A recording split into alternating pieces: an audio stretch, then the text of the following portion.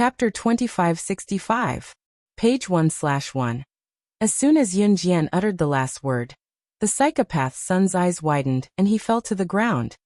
He did not even close his eyes as he stared at Yun Jian. If one were to look closely, they would notice that his lips twitched in panic after he heard Yun Jian's last word. His pronunciation was SS, the initials of slaying God. Cough. Why are you here? Mad Dragon had been stabbed several times. He turned to glance at Yun Jian and covered the blood that was flowing out of his wound. Mad Dragon was smart. He knew why Yun Jian wanted the psychopath's son to bring the secret manual that the psychopath had left behind. That perverted Ph.D.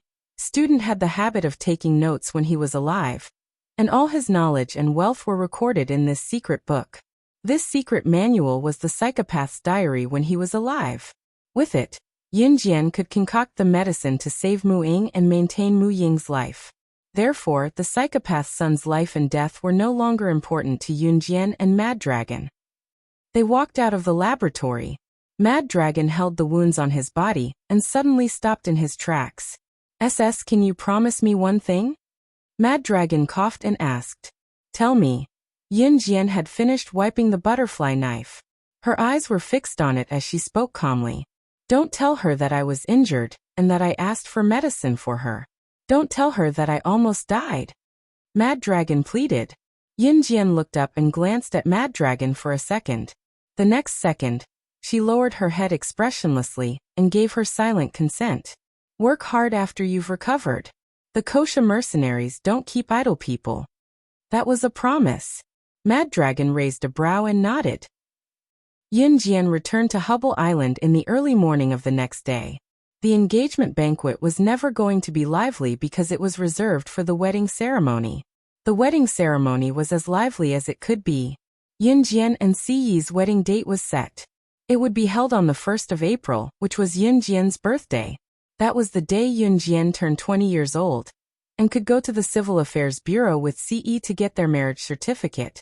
Fortunately, there was still some time before the wedding ceremony. Jian, the guests have gone back. We should pack up and go back to Longmen City. Qin Yiru mentioned the engagement banquet to Yun Jian after it was over. Mom, you go back first. I'll take Xiao Jian on a trip this afternoon. The engagement banquet had just ended, but Si Yi addressed Qin Yiru as Mom naturally, sounding like he had practiced it thousands of times. After that, Si Yi kept a straight face as if he was afraid that the two troublesome children would tag along, but he added, It's just me and Xiao Jian going on a trip. Qin Yiru knew that Si Yi did not want to bring the two children with him at once. She smiled and nodded. Okay. I'll take Yuan and Mingyu. Have fun. In the end, Si Yi's plan did not work out. Si Yi had planned to leave Hubble Island with Yun Jian, but the little boy had noticed them somehow. As if knowing that Si Yi was going to leave him and his sister behind to take Yun Jian out, the little guy scurried over and mumbled, I'm not sure. Yeah. Daddy, let's pee together. Peeing together meant that they were going together. Once the little boy came out, the girl noticed that Yun Jian and Si Yi were leaving too. Both of them cried and threw a tantrum, so Yun Jian brought them along. On the bus to Country D, Si Yi's chiseled features were dark throughout the journey. Both children sat on Yun Jian's lap and babbled excitedly. They met a middle-aged man from Country Z along the way. Like Yun Jian and Si Yi, he was also bringing his family to India for a vacation. Seeing both children sitting on Yun Jian's lap and Si Yi looking glum, the middle-aged man greeted Yun Jian and glanced at Si Yi before telling Yun Jian, You're both taking care of your children. Is this the stepfather of the two children? It must be tough for you to take care of them alone. Young lady, it must be hard on you. I'm a parent too. I know how tough it is to take care of children. Translator, Endless Fantasy Translation Editor. Endless Fantasy Translation. Chapter 2566. The middle-aged man didn't know about the relationship between Si Yi and Yun Jian. Earlier he had greeted Yun Jian. Now he saw Si Yi sitting by the bus window, looking out of the window with an expression that said he didn't want to see the two children. Seeing that there was no expression on his cold face, the middle-aged man automatically assumed that Si Yi was unhappy with the two children's arrival. If he wasn't a stepfather, then what was he? The middle-aged man's name was Lu Xingdong. He was already 38 years old. He was traveling with his wife and 2 children who weren't even 10 years old. It could be said that he doted on his children to the extreme. Lu Xingdong was the biological father of his children, so he always felt that a child's biological parents would definitely be extremely good to their children. The feeling that Ce gave him made Lu Xingdong think that Ce was the stepfather of the little boy and the little girl. That was why he said those words. Lu Xingdong didn't mean to say those words. However, after he said those words, Ce's sharp black eyes glanced sideways at him. Seeing this, Lu Xingdong was so frightened that his body trembled and he didn't say anything else. By the time he reacted, Ce had already grabbed the clothes on the back of the little boy's back with one hand and pulled him onto his lap. From the beginning to the end, Ce didn't say a word. They're a married couple. Why the hell are you talking about stepfather? You're the stepfather. Lu Xingdong's wife was a very honest person based on her appearance. After hearing her husband's words, she reached out to grab Lu Xingdong's ear and gently twisted it. Then she smiled at Yunjian. My husband is outspoken and speaks carelessly. Don't mind him, little girl. It's fine. Yunjian replied. Nonsense. Why are you still fooling around in the future? They're a loving couple. Lu Xingdong's wife patted Lu Xingdong and reprimanded him in her native dialect. Lu Xingdong scratched his head and really didn't say anything. Halfway through the bus ride, Lu Xingdong's wife started chatting with Yunjian out of boredom. Lu Xingdong's wife was called Chen Min. She was a very honest person. She had 2 children, a boy and a girl. Therefore, when he saw that Yunjian was young and had 2 children, 1 boy and 1 girl, he became interested and talked to Yunjian more. Yunjian and Ce's destination was the Golden Temple in D Country. The Golden Temple was a must-visit for tourists to D Country. The golden roof of the Golden Temple was built with 880 kilograms of gold. Its scale was very majestic. Upon hearing that Yunjian and Ce were also going to the Golden Temple, Chunmin hugged her 7-year-old daughter and said excitedly, My family is also going there to play. It went smoothly. What a coincidence. In contrast to Chunmin's excitement, Yunjian merely blinked her eyes. When they arrived at their destination, Yunjian parted ways with Chunmin's family. D Country wasn't rich, and the status of women in D Country was very low. Yunjian and Ce found a hotel to stay in. The Golden Temple was a world-famous tourist attraction, so very few people came to visit it. The hotel that Yunjian and Ce found was one of the bigger hotels. When they entered the hotel, they met a group of tourists from Z Country. There were also other groups from all over the world. After Yunjian and Ce checked in, the group of tourists from Z Country saw Yunjian and Ce. One of the people in charge of the tour walked over and said to Yunjian and Ce, Hello everyone. Haha, I'm the person in charge of the tour group. Everyone calls me Golden Gold. It's like this. D Country has very few toilets and the status of women is low. I see that there are 2 women in your family. It's a little dangerous to travel here alone. Are you interested in joining our tour group? Come. Wonderful Book House. Chapter 2567. Our tour group specializes in tourism activities and has even hired a few bodyguards to protect everyone's safety. After all, who doesn't want to return to their homeland safely and happily? How about it? Do you want to join us? The person in charge of the tour group, who called himself Jin, took out a pack of cigarettes from his pocket and handed one to Ce while introducing the benefits. Needless to say, Jin was the person in charge of the tour group. When he saw Yunjian and Ce with the 2 children, he saw Yunjian and Ce as glowing silver. Hence, he hurried over and tried to pull Yunjian and Ce into the group. Unexpectedly, Yunjian and Ce ignored Jin and walked around him into the hotel room. Seeing this, Jin snorted and turned around. Hey brother, did you fail to get a guest? Haha, she doesn't even care about you. But that girl is really beautiful. That waist, if I can ride her a few times, I'll laugh out loud in my dreams.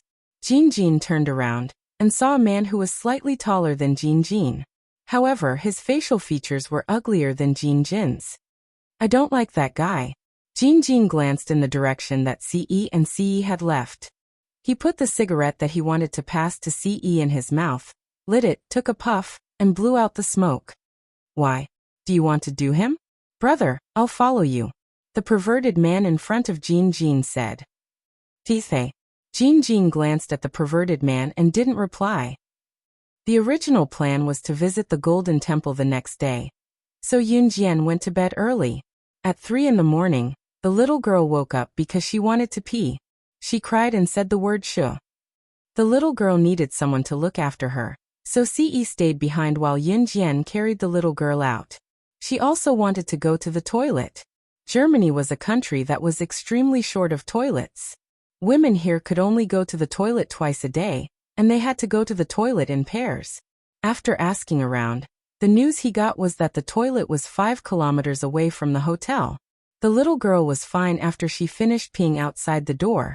After sending the little girl back to the hotel, Yunjian walked out by himself. She planned to go to the toilet 5 kilometers away. Country D was such a country.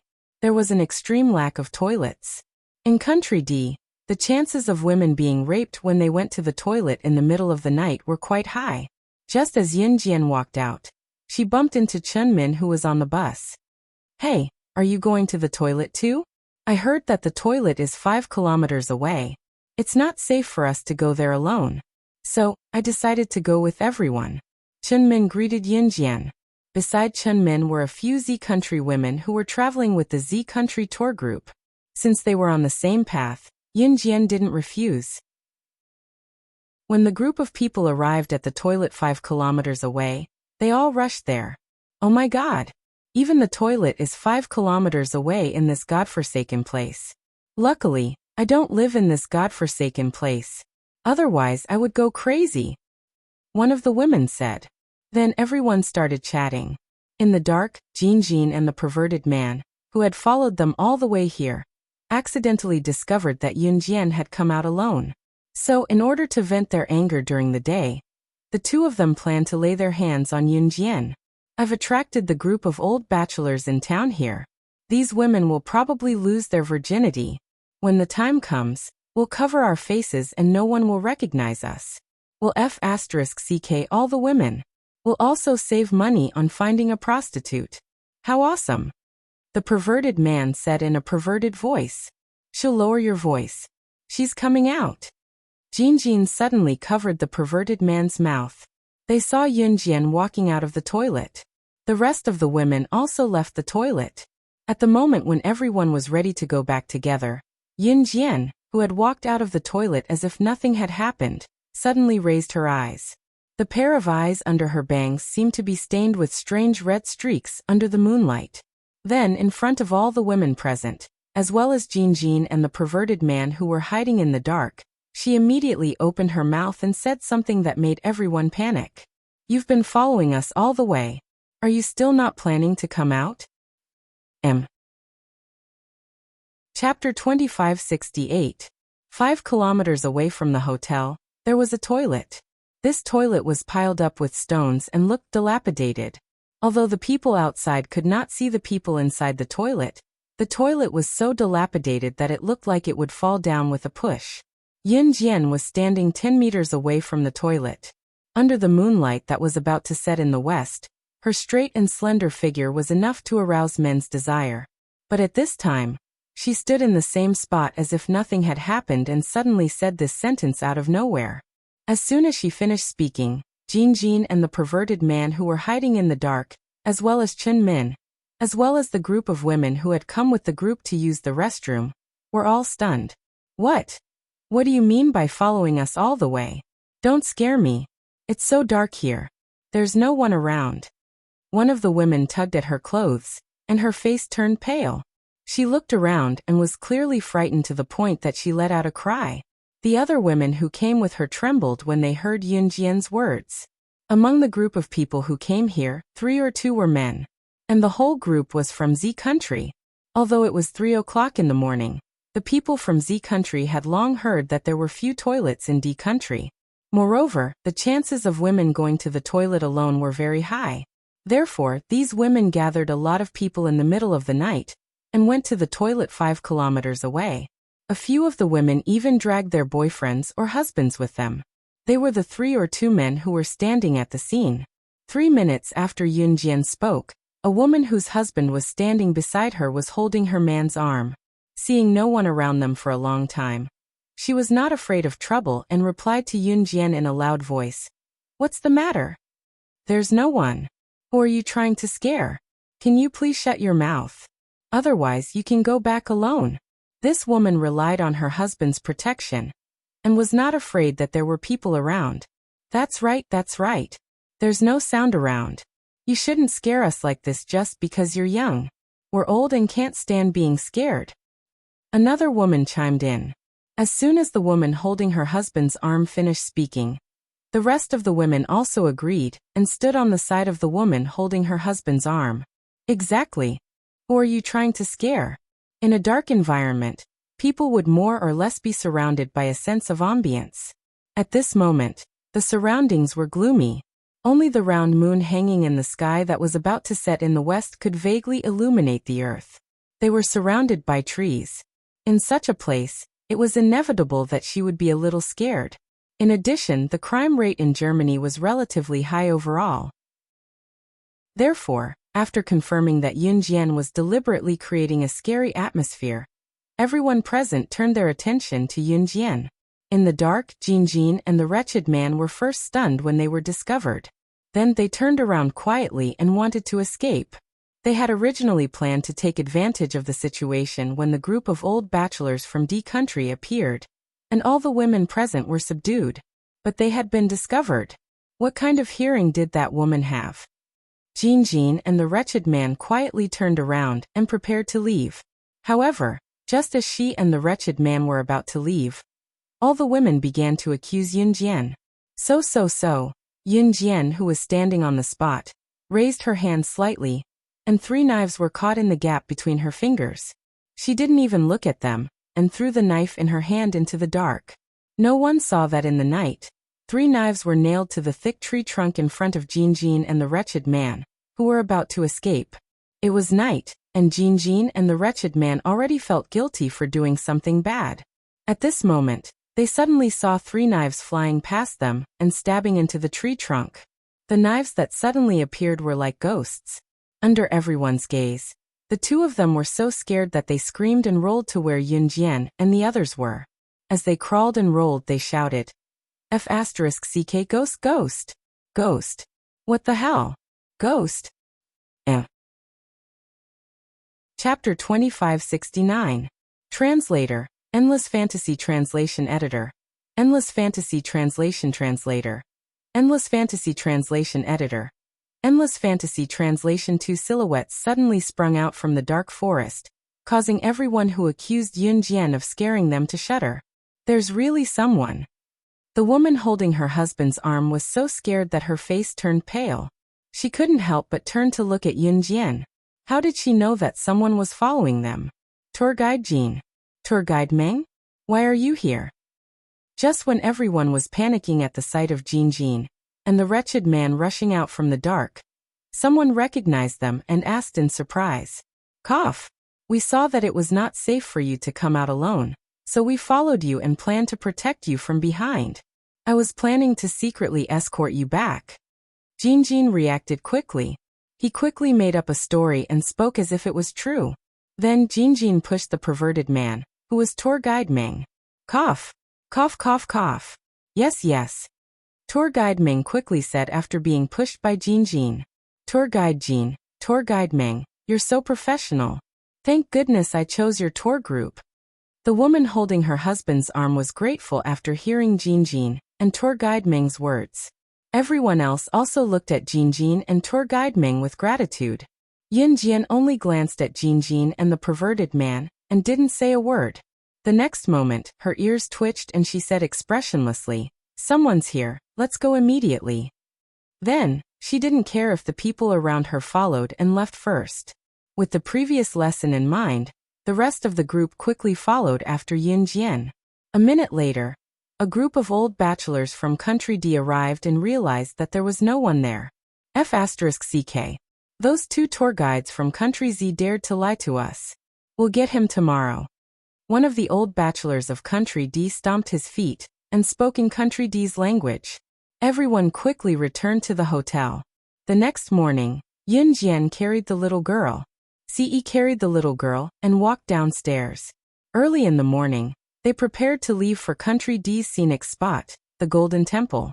Just as they went downstairs, they met the tour group. There was also Chun Min's family. Chun Min greeted Yun Jian. Yun Jian just nodded slightly. As soon as they walked out of the hotel, the little guy clenched his fists and made a few sound. Yun Jian naturally figured out the attributes of the little fellow and the little girl. Without exception, the little fellow's voice indicated that the little fellow had peed. Children don't know any better, so they pee directly on the diapers. Yun Jian asked Ce to put the baby down on a clean step at the entrance of the hotel. She reached out to change the baby's diaper. "Let me do it." Ce gently grabbed her wrist and personally changed the baby's diaper.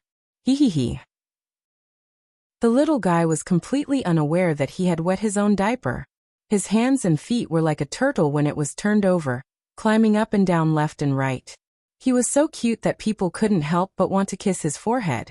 At this moment, Chun Min's family also walked out of the hotel. Seeing the little fellow's face, Chun Min couldn't help but say to Yun Jian, "Your son is so handsome. He'll definitely be a handsome guy in the future." After hearing this, Yun Jian politely thanked her.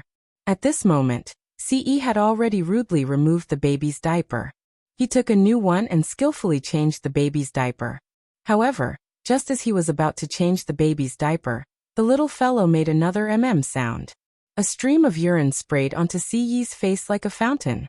Translator. Henyi Translations Editor. Henyi Translations.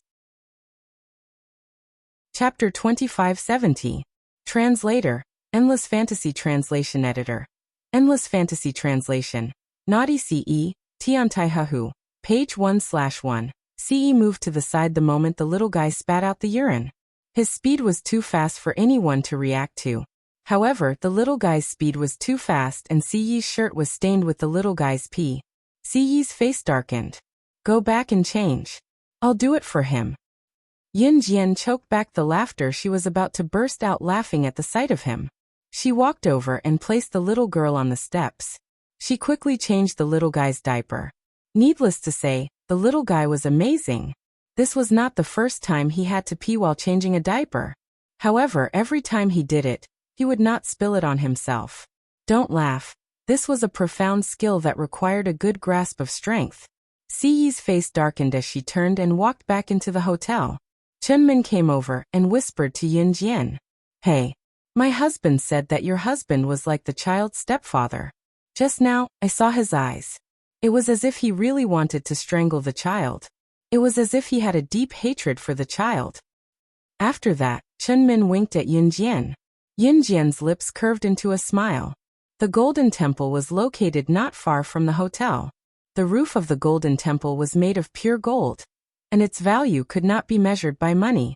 Of course, if someone wanted to steal from the Golden Temple, it was obviously illogical. After all, this place was heavily guarded, and the gold had been built inside the Golden Temple, creating a huge temple. Unless someone was able to move the temple. Yeah. Gold. Gold.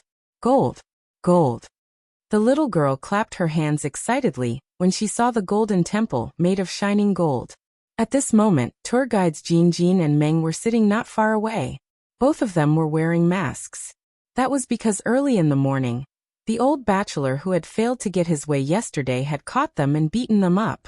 Jin and Meng Jin clenched their fists. Their anger towards Yun Jian and Ce increased by another level. "Brother, I can't take this lying down," tour guide Meng said. "I can't take this lying down either," Jin replied. Suddenly, the two of them, who were originally looking at Yun Jian and Ce's family of four, looked at each other and formed a conspiracy. To reach the Golden Temple, one had to climb the nameless mountain near the Golden Temple. Usually, people who came here to play would be recommended by the hotel to visit the Golden Temple first before going to Nameless Mountain. Of course, most people would visit the Golden Temple on the first day and Nameless Mountain on the second. On the way back, Chun Min made an appointment with Yun Jian to go to Nameless Mountain with Yun Jian the next day. Yun Jian agreed. At 2 o'clock in the morning, Yunjian finally coaxed the little fellow and the little girl to sleep. Ce went into the bathroom to take a bath. The two of them made a lot of noise and didn't fall asleep until midnight. Seeing that the night was beautiful, Yunjian brought the telescope that the two of them insisted on buying when they were shopping at the Golden Temple, and went up to the rooftop, the highest floor of the hotel. The highest floor of the hotel was the 6th floor, the highest floor in the vicinity. Looking down from here, they could see the entire scene, but the rooftop of the hotel could not be seen from other floors. The night was dark. Yunjian held the telescope with one hand and looked at the stars and moon in the sky. Bang kacha.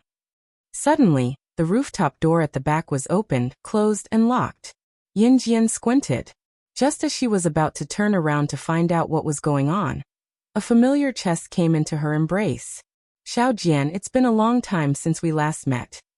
The moment the rich voice rang, Yunjian could even feel a certain part of Ciyi's desire swelling and pushing against her. Translator. Henyi Translations Editor. Henyi Translations. Chapter 2571. Yunjian hadn't come to the rooftop to let Ciyi do this. Even if the rooftop of this hotel was on the 6th floor, it was pitch black, and the moon wasn't very bright. Dark clouds had covered the sky, so there wasn't a single bit of light in the surroundings. She wouldn't cooperate with him here. Let's go back. The children are still here.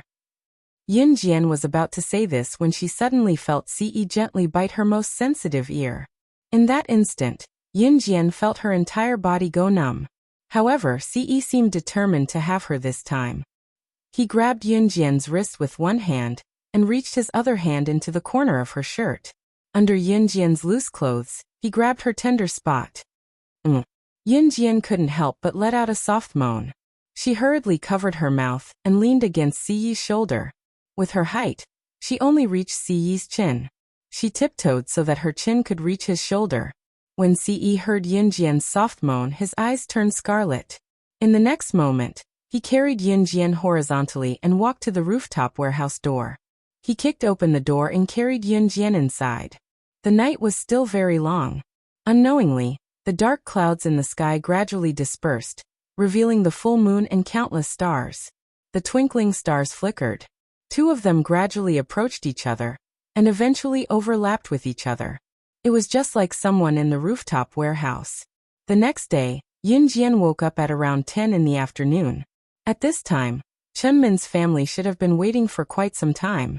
However, Chunmin's family was very friendly. They didn't blame Yunjian for oversleeping, and even asked Yunjian if she was too tired from playing with the two children yesterday. Actually, taking care of the two children wasn't tiring for Yunjian at all. She was the one who was tired. I'm fine, Yunjian replied indifferently. Chunmin also had a husband. Seeing Yunjian like this, she just smiled. There were many people climbing the Nameless Mountain. Other than the Golden Temple, the Nameless Mountain was a must-visit attraction. Because this place was very beautiful, all the stones, flowers, and trees were all natural, and the air here was very fresh. Yunjian and the others quickly climbed to the top of the mountain. What made Yunjian feel strange was that she had been in the circle of assassins and secret agents for so many years. Except for the beginning, she had never felt sore in her legs. But today, when she carried the little girl up the mountain, her beautiful legs actually trembled involuntarily. Because of the little fellow and the little girl, Ce hadn't tasted anything fresh for a long time. Yesterday he had done it with her 8 times in one go. Yunjian even suspected that Ce had 8 kidneys. We're almost at the suspension bridge.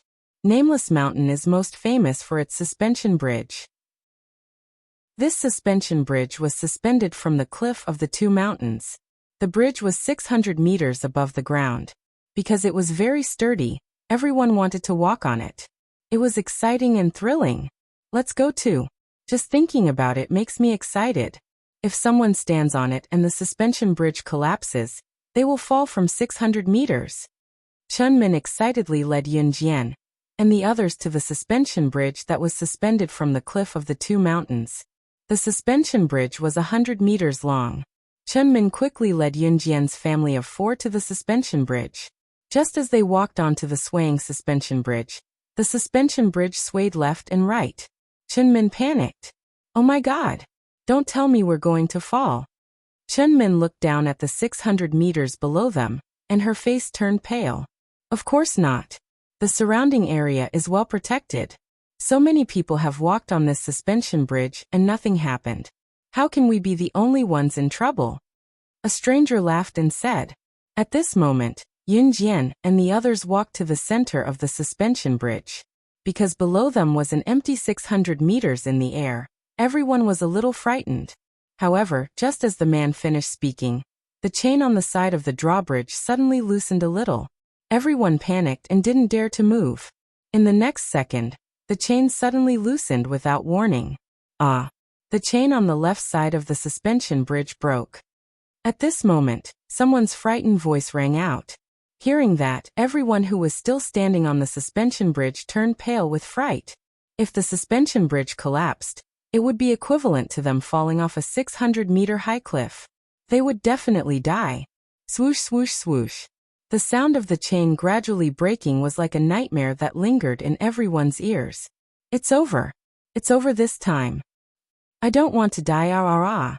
The people standing on the suspension bridge were so frightened that they didn't dare to move. They were afraid that if they moved, the sound of the chain breaking would become even faster. The workers by the cliff were already thinking of a solution. However, just as the chain was about to break completely, and everyone thought that the people standing on the suspension bridge would be thrown off the cliff. Chapter 2572. Translator. Endless Fantasy Translation Editor. Endless Fantasy Translation. Page 1/1. The suspension bridge was 100 meters long. Huge thick chains and some special materials were used to hang the bridge from the edge of the cliff between the two mountains. The bridge was firmly suspended in the air between the two mountains, which were 600 meters above the ground without any defensive measures. There were a few small suspension bridges that were suspended above the water, and the suspension bridges were only half a meter above the water. Even if there was a lake flowing violently below, there was a suspension bridge on both sides of the lake. Ordinary people who walked across the suspension bridge would be scared to death.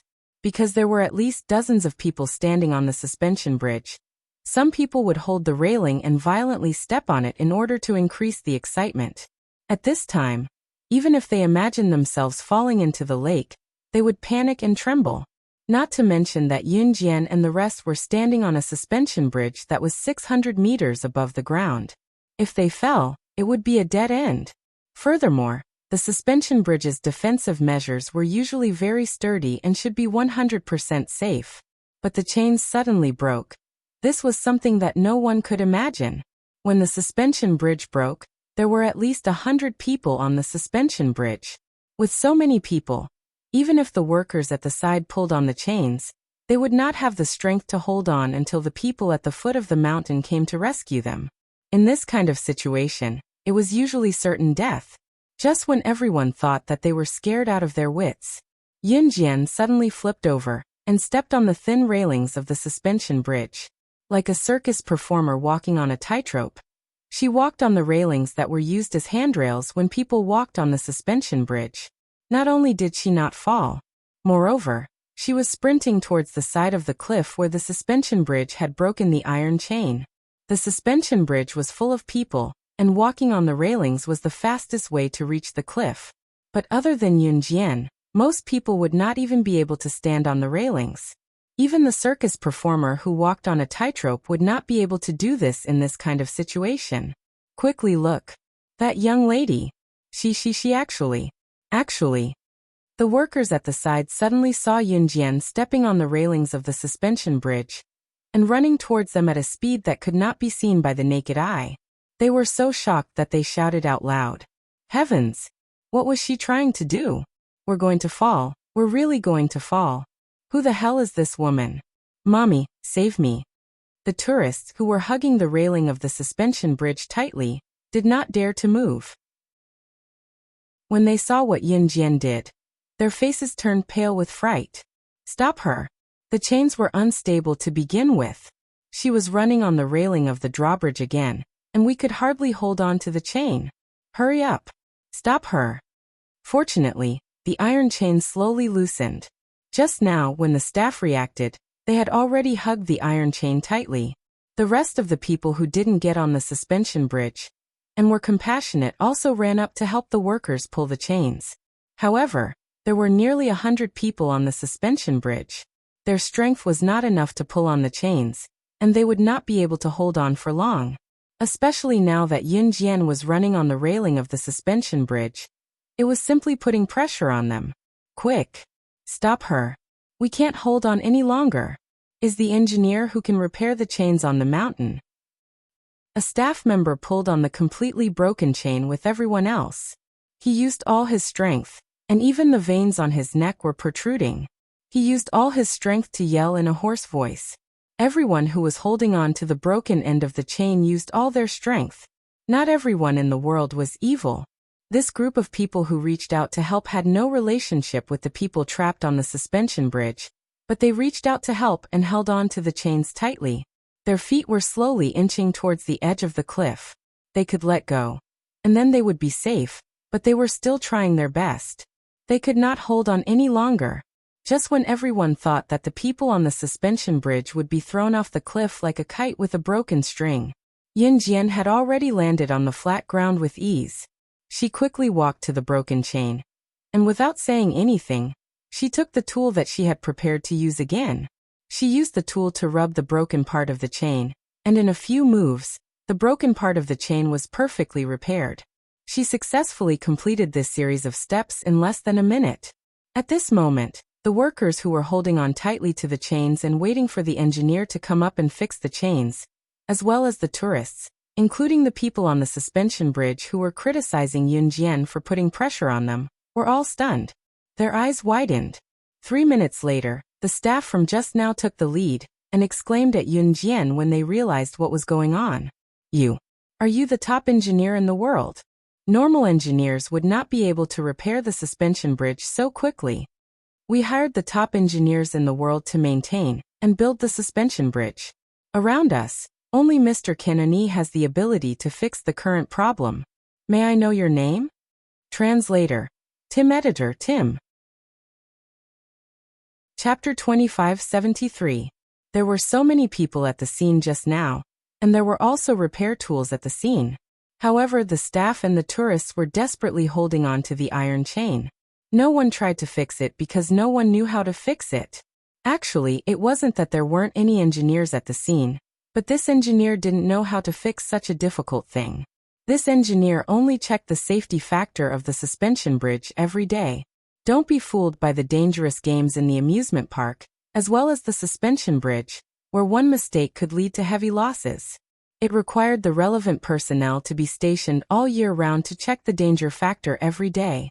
After this staff member took the lead to call out to Yunjian, the surrounding people were all stunned. The people on the suspension bridge were scared silly. Everyone immediately left the suspension bridge. The women were all wiping their tears. It was obvious that they were really frightened. As for the men who didn't want to cry because of their pride, they were so scared that their legs were trembling. Scared me to death. I don't dare to come to this kind of place anymore. Chunmin hugged her child tightly. She was so scared that her face turned pale. Even at the most frightening moment just now, Chunmin's first reaction was to hug her child tightly. Just now the situation was urgent. When they went up the mountain, Ce was carrying the 2 children because he was afraid that Yunjian would be tired. That was why Yunjian was able to rush to the cliff to save the situation. At that time, Ce didn't have the slightest bit of modesty. The little girl and the little guy were laughing and playing with each other in Ce's arms. They didn't feel the slightest bit of danger. After recovering from her shock, Chunmin walked to Yunjian. She saw that Yunjian's family of 4 didn't seem frightened at all. She swallowed hard and said to Yunjian, You weren't scared just now? You actually did something so dangerous. What if you fell? Chunmin had just finished speaking when Yunjian interrupted her. In my world, there are no accidents. In her world, there was only success. There were no accidents. Chunmin swallowed her saliva and didn't say anything else. The accident happened too suddenly, but thank you very much. On behalf of all the staff and all the tourists who almost died on the suspension bridge, I would like to apologize to you for doubting your ability. Thank you, young lady. After a false alarm, the staff member walked up to Yun Jian and bowed to her sincerely. The staff member thought that Yun Jian would say, "You're welcome," but Yun Jian sneered and said to him in a sarcastic tone, "Do you really think that the breaking of the chain was an accident?" The staff member was stunned. "What do you mean?" "Investigate who sent the staff away to touch the chains yesterday and today. You will definitely know what is going on." Yun Jian glanced at the staff coldly. Just now, her child was also on the suspension bridge. This accident that almost happened was completely caused by the negligence of the staff. This was not something that could be forgiven with just a word of thanks and an apology. It's him. It must be those two. Now that I think about it, they made excuses to send us away this morning. It must be them. One of the staff members also heard Yun Jian's words. The staff member frowned and suddenly pointed at Jin Jin and tour guide Meng, who were standing not far away. Everyone was shocked. Jin Jin and tour guide Meng saw this and didn't say anything to refute. They were so scared that they turned around and ran away. "Stop them. Quick." The crowd panicked. But just as Jin Jin and tour guide Meng were about to walk down the mountain, everyone saw a small figure swish in front of Jin Jin and tour guide Meng. She raised her leg high and kicked Jin Jin and tour guide Meng to the ground. Several staff members quickly rushed over. Yun Jian kicked Jin Jin and tour guide Meng in front of several staff members and said coldly, "Send these two guys to the international prison. Tell them the code word. If they become gods by killing, they will never be able to get out of prison in this lifetime." Chapter 2574. Page 1/1. Killing to become a god was a code word. The international prison was a place to imprison international criminals. It was said that once you entered the international prison, you could forget about coming out alive. Those who were sent to the international prison either had their arms or legs broken. Their lives there were more painful than death. And Yun Jian had some friendship with the boss of the international prison. In other words, Jin Jin and tour guide Meng's actions had seriously endangered the lives of many people. Yun Jian, on the other hand, told the staff to throw Jin Jin and tour guide Meng into the international prison. This was no different from killing Jin Jin and tour guide Meng. This staff member was almost killed by Jin Jin and tour guide Meng. If the suspension bridge broke, everyone would be buried here. Jin Jin and tour guide Meng would not leave any traces, and the staff would be the ones to suffer. Perhaps because of Jin Jin and tour guide Meng, these staff members would be ruined for the rest of their lives. One had to know that since the suspension bridge was built, it meant that the suspension bridge was definitely not dangerous. Of course, unless it was man-made. The staff member was disgusted with Jin Jin and tour guide Meng after finding out about their behavior. Hearing Yun Jian's words, the staff member hurriedly responded, "Good. I will make sure that they are severely punished." At this time, the tourists who had just escaped from the suspension bridge heard about this. They stood up one by one and personally escorted Jin Jin and tour guide Meng away. The group of tourists who had been brought to D country by Jin Jin and tour guide Meng all exclaimed, "Those two evil people. To think that I thought they were good people. I didn't expect them to almost harm us. This kind of scum deserves to die." As it turned out, Jin Jin and tour guide Meng were done for. After staying in country D for 3 days, Yun Jian and Ce did not stay for long, returning to Longmen City in a low-key manner by car. After Yun Jian and Ce returned to Longmen City, the next day, the news reported that 2 tour guides of a certain tour group had lost their humanity, and hundreds of innocent people had died at Country D's nameless mountain. In the end, perhaps even the heavens couldn't stand it anymore. On the way to the international prison, the truck carrying them suddenly flipped over and went down the mountain. Jin Jin and tour guide Meng were killed on the spot. On the other hand, the driver of the truck was completely unscathed. There was no sign of injury at all. When Yun Jian saw the news, she closed her eyes and turned to look at Ce, who was staring at her intently. Needless to say, this matter was definitely done by him. Of course, Yun Jian didn't ask too much. She packed her luggage and planned to go back to school in Jiangqing City. After a while, she would set off for Yin Province's Hidden Dragon Mountain. On the Hidden Dragon Mountain, there was a third artifact that was enough to kill the mysterious man. She had never forgotten. But before that, she had to go back to Jiangqing City to study for a period of time. It had been a long time since he went back. When Ce saw that she was halfway through packing, he stretched out his slender fingers and massaged his temples. Xiaojian, if there's something I'm hiding from you, will you blame me? He asked abruptly. His words made Yunjian's hand pause in the middle of packing. It's okay if you blame me. You're mine when you're alive and you're mine when you're dead. Ce moved his lips and passed a document to Yunjian in the next second. Yunjian merely glanced at the document nonchalantly. Her pupils contracted in the next second. Yunjian, who had always been calm, looked shocked. On the document that made Yunjian's expression change, it was written as follows. Top reading website, M. Chapter 2575. There weren't many things in the world that could make Yunjian reveal such an expression. However, what was written in the information was beyond Yunjian's imagination. Is this true? Yunjian pursed her red lips. Her shocked and incredulous expression was replaced by an unconcealable joy. I've been hiding it from you because of Anhun's rules. They don't allow the assassins and agents in the organization to have any attachments. Your brother is an exception. Ce nodded. He had been hiding this from her for a long time. At first, it was because he had lost his memory of being a senior immortal, and didn't recognize Yunjian. Therefore, he only treated her as an agent of Anhun. Later, he couldn't bring himself to say it. He was afraid that the loving relationship he had built with great difficulty would be ruined by this incident. Finally, he mustered up the courage to speak. As the leader of Anhun, Ce killed people without batting an eyelid. He never did things sloppily. However, when it came to her, whenever it concerned her, even if he had done something bad to her, he would hesitate for a long time, mustering up the courage to speak. These words didn't exist in Ce's mind before he met Yunjian. Ce was already prepared for Yunjian to be angry with him after she read the information he gave her. However, Yunjian's hand that was holding the information trembled violently. In the next moment, she suddenly threw the information on the floor and rushed up to him. She hugged Ce. Then she used her actions to tell Ce that after she found out about this incident, it didn't matter if she was angry or not. Instead, she became even more proactive. That night, Ce enjoyed Yunjian's unprecedented actions. For Yunjian to be so proactive after she found out, Ce must have taken out this information when he had just confirmed his relationship with Yunjian. Then, wouldn't he be able to eat meat earlier? He might even have formed a football team.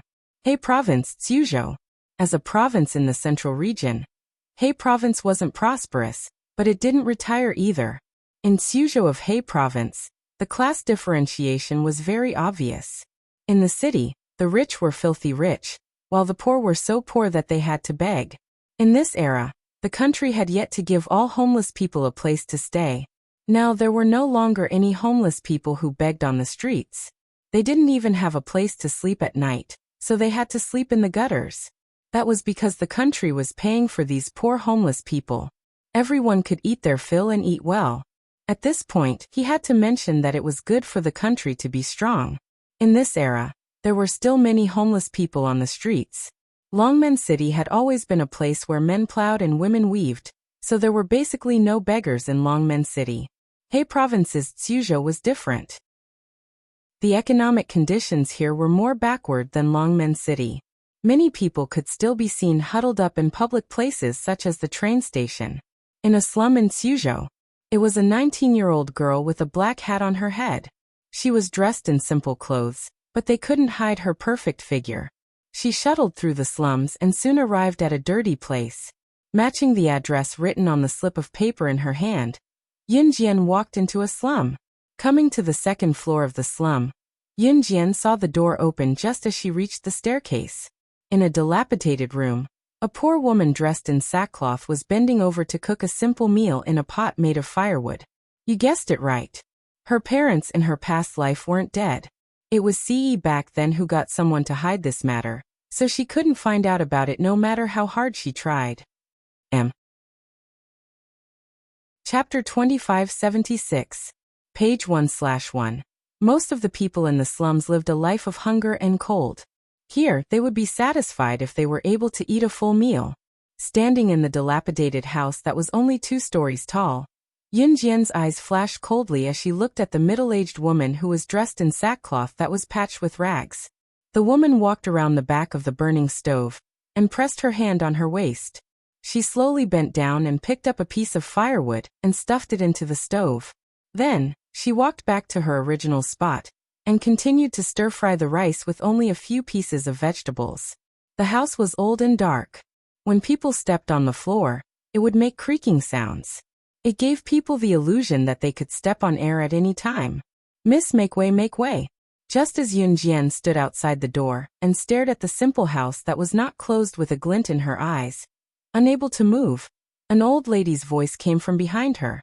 The old lady gently pushed Yunjian aside and rushed into the house before Yunjian. She said to the middle-aged woman who was stir-frying, "Ran, your daughter is fighting with someone. It's at Westgate Market." The adults couldn't stop them even if they ran over. "This girl, fighting with a man. Hurry up and go take a look." The middle-aged woman was different from Qin Yiru. Her face was thin and her hands were almost skinny. Her face was full of yellow spots. However, one could vaguely see that she was also a great beauty when she was young. The middle-aged woman's surname was Zhou and her name was Ran. Zhou Ran. When Zhou Ran heard the old lady's words, her hands froze. "Pada." The old spoon she used to stir-fry fell to the ground. "Auntie Wang, please help me put out the fire. I'll go over right now," Zhou Ran said to the old lady. Then she walked out anxiously. On Zhou Ran's face, there was a sadness that couldn't be washed away. It was a kind of sadness that came from the depths of her soul. Zhou Ran quickly ran out of the house. But the moment she ran out, she inadvertently glanced at Yunjian. Their eyes met. With just one glance, Zhou Ran stopped in her tracks. She stared at Yunjian. She should have taken a step forward, but she couldn't. "Ran, what are you doing? What are you going to do if your daughter gets taken advantage of if we're late? I don't know who this girl is looking for. I'll help you entertain her. Hurry up and go." The old lady who Zhou Ran called Auntie Wang urged her. Zhou Ran took one last glance at Yunjian and rushed out. 15 years. Yunjian was kidnapped when she was 5 and entered an Hun organization. Yunjian was 19 this year, but she was actually 20. She could no longer remember how her parents in her past life who took care of her looked like when she gave birth to her. But when she met Zhou Ran's gaze just now, the blood in her body told her that she was her mother in her past life. There was no mistaking it. After Zhou Ran left, the old lady looked up and wanted to ask Yunjian who she was looking for. But when the old lady looked up, Yunjian was already gone. Westgate Market. Because Zhou Ran ran too fast, she almost fell down. Her hands were quick, and she supported herself on the ground to stand up. Her knees were heavily rubbed against the ground, but she didn't care about the pain in her knees and rushed to the Westgate Market. "What did you say?" "Say it again." "My sister will come back. And my little brother will come back too." "Don't talk about my mom like that. My mom isn't a jinx." At the entrance of the market, a girl who was 1.7 meters tall and had short hair clenched her fists and scolded back while fighting with 4 or 5 boys. At first, the girl had the upper hand, but later on 4 or 5 boys worked together to suppress the girl. This girl was also Zhou Ran's daughter. Her name was Yunmu, and she was Yunjian's biological sister in her previous life. She was only 2 years younger than Yunjian's body in her previous life, which meant that she was only 1 year younger than Yunjian's current body. She was 18 years old. When Yunjian was kidnapped, Zhou Ran's mother-in-law forced Zhou Ran to have another child when Zhou Ran was heartbroken. Zhou Ran couldn't resist and gave birth to Yunmu. When Zhou Ran's mother-in-law saw that Zhou Ran gave birth to another girl, she immediately forced Zhou Ran to have another child. In the end, she couldn't give birth to another child for several years. In the end, she finally gave birth to a boy. That boy was Yunju. However, when Yunju was 8 years old, he was kidnapped for no reason. Zhou Ran's mother-in-law cried, threw a tantrum, and forced Zhou Ran to divorce Yunjian's father in her previous life. Yunjian's father in her previous life, Yun and I refused. In the end, Zhou Ran's mother-in-law failed to commit suicide by taking sleeping pills. Only then did Yin and I compromise and divorce his first wife.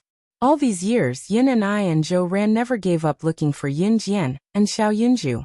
At this moment, Yin Mu was being mocked by these boys, and she fought back by scolding and beating them. When Zhou Ran arrived, the boys were about to take turns to slap Yin Mu in public. No. Lian Yu is outspoken. Don't lower yourself to her level. If you want to hit me. Zhou Ran rushed over.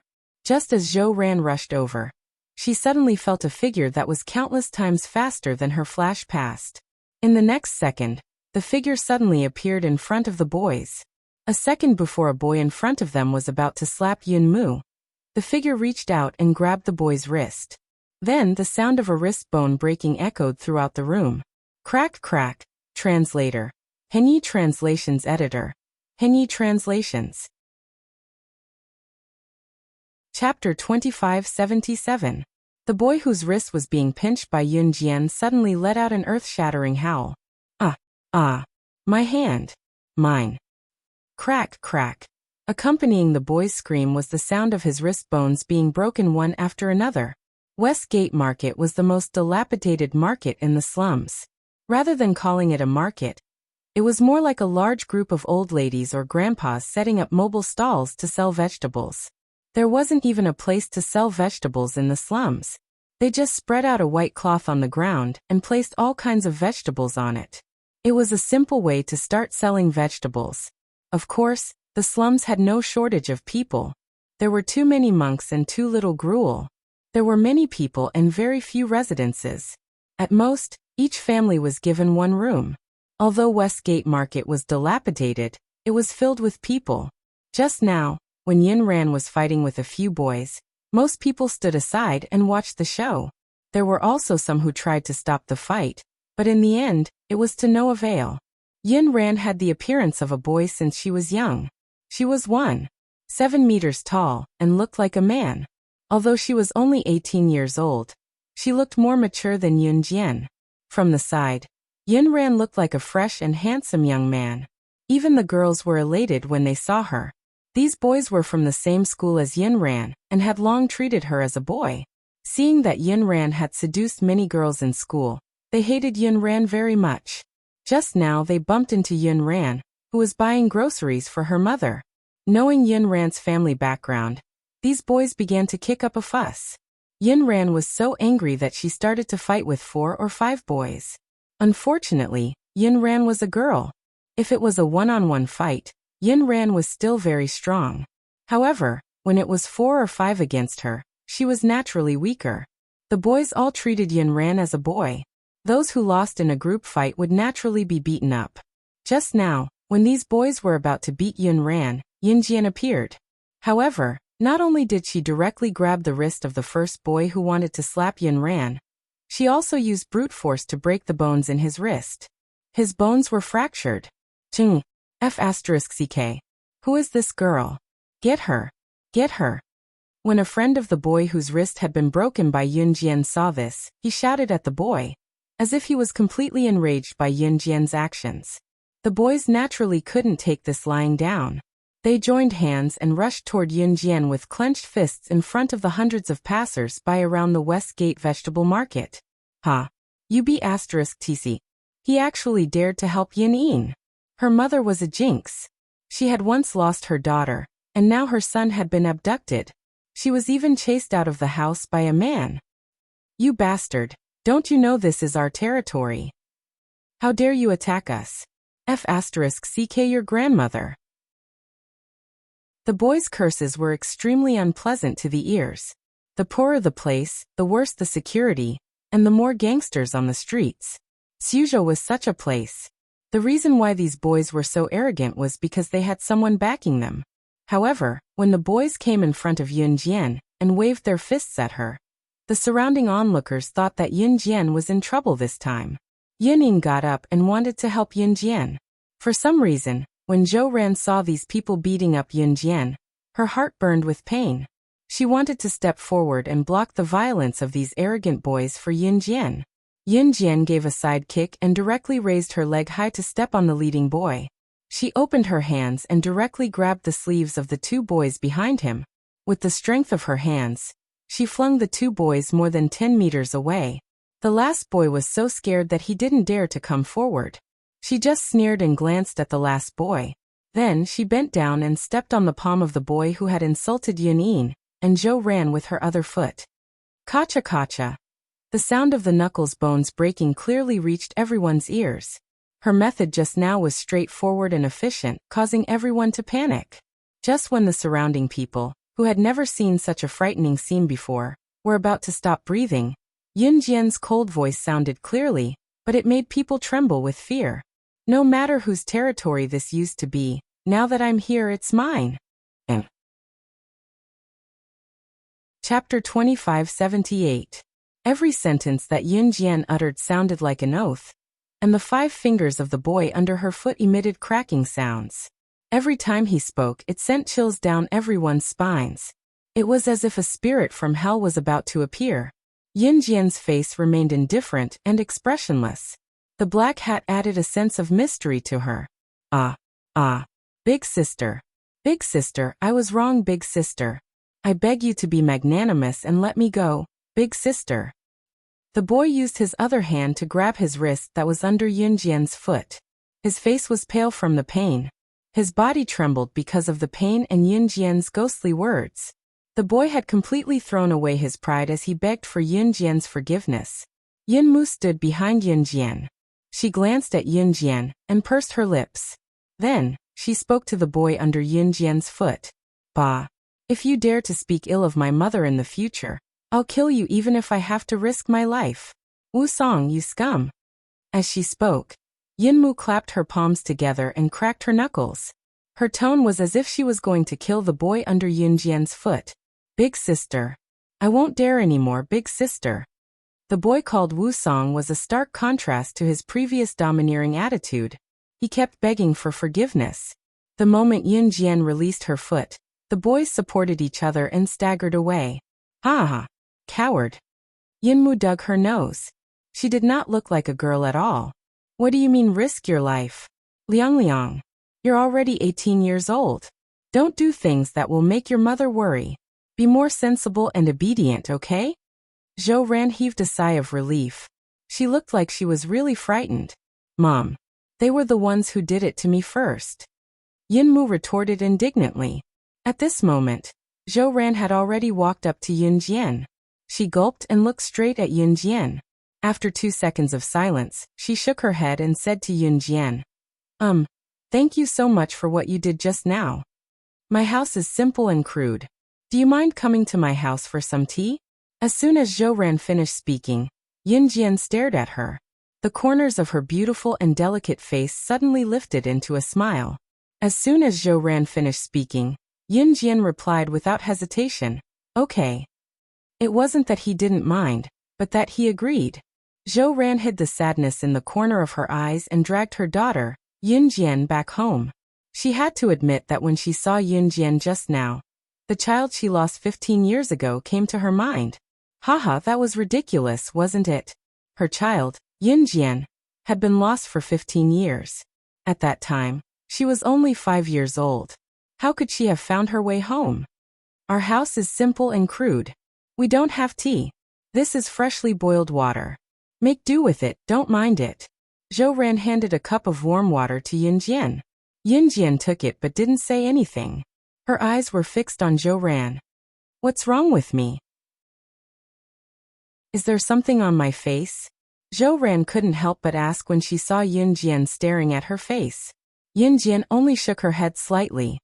Mom, Dad is here. Just as Zhou Ran finished speaking, Yun Mu rushed in excitedly from outside the door.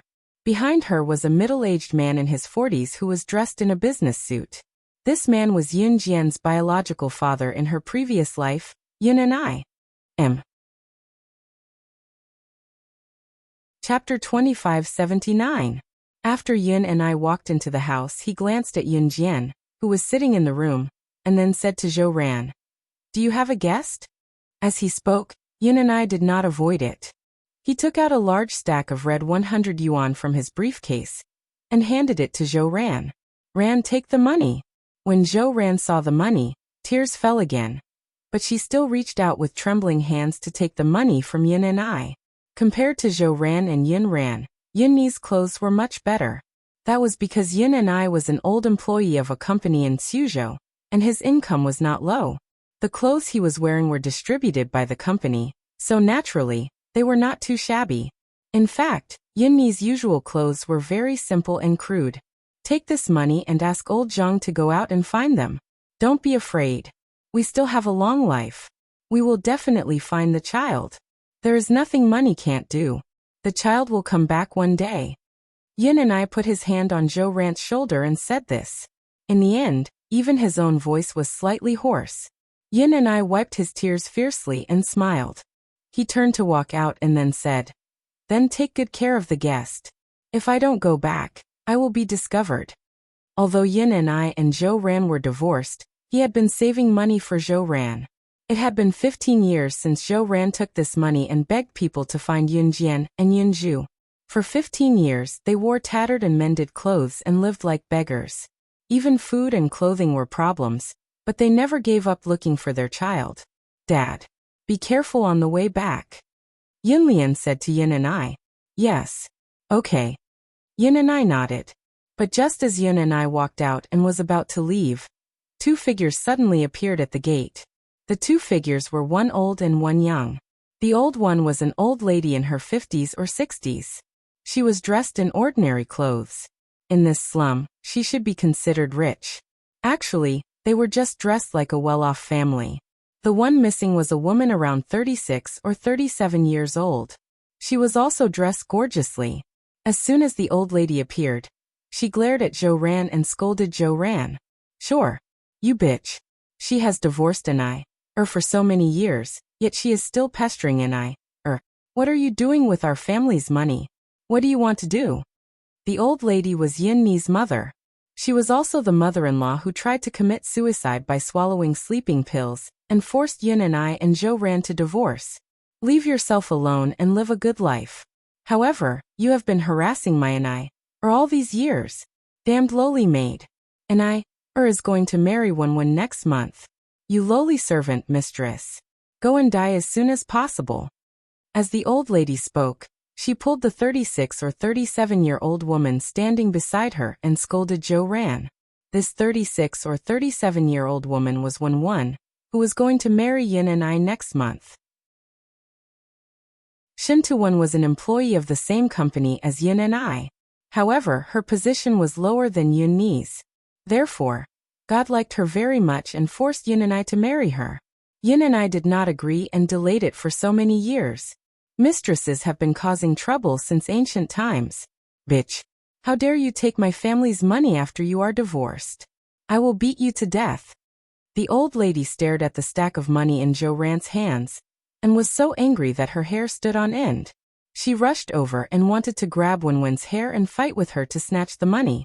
However, just as the old lady's hand was about to land on Zhou Ran, a pair of beautiful hands grabbed the old lady's collar. Who are you? This is my family's business. You are an outsider. Get out of here." The old lady saw Yun Jian suddenly stand up, and she scolded Yun Jian. Just as Shintuwen was looking at Zhou Ran smugly, and everyone thought that Zhou Ran would back down, Shintuwen's expression changed. Yun Jian pointed at Zhou Ran in front of everyone, and uttered a statement that sent a ripple of shock through the crowd with a straight face. "I am Yun Jian, her biological daughter who was separated from her 15 years ago." Chapter 2580. Translator. Endless Fantasy Translation Editor. Endless Fantasy Translation Translator. Endless Fantasy Translation Editor. Endless Fantasy Translation. If we're talking about an outsider, you should be the outsider. Who do you think you are to strut around in my house? Yin Jian grabbed the old lady's hand and uttered the words that were extremely calm to her expressionlessly. Once she spoke, Zhou Ran, who stood where she was with the stack of money, Yin Mu, who rushed up to stop the old lady when she was about to attack Zhou Ran, Shintuwen, who carried a branded bag and was dressed to match Yin and I, as well as Yin and I and the old lady herself. Everyone present was completely stunned by Yin Jian's words. You. What did you say?" The first one to react was not Zhou Ran but the old lady.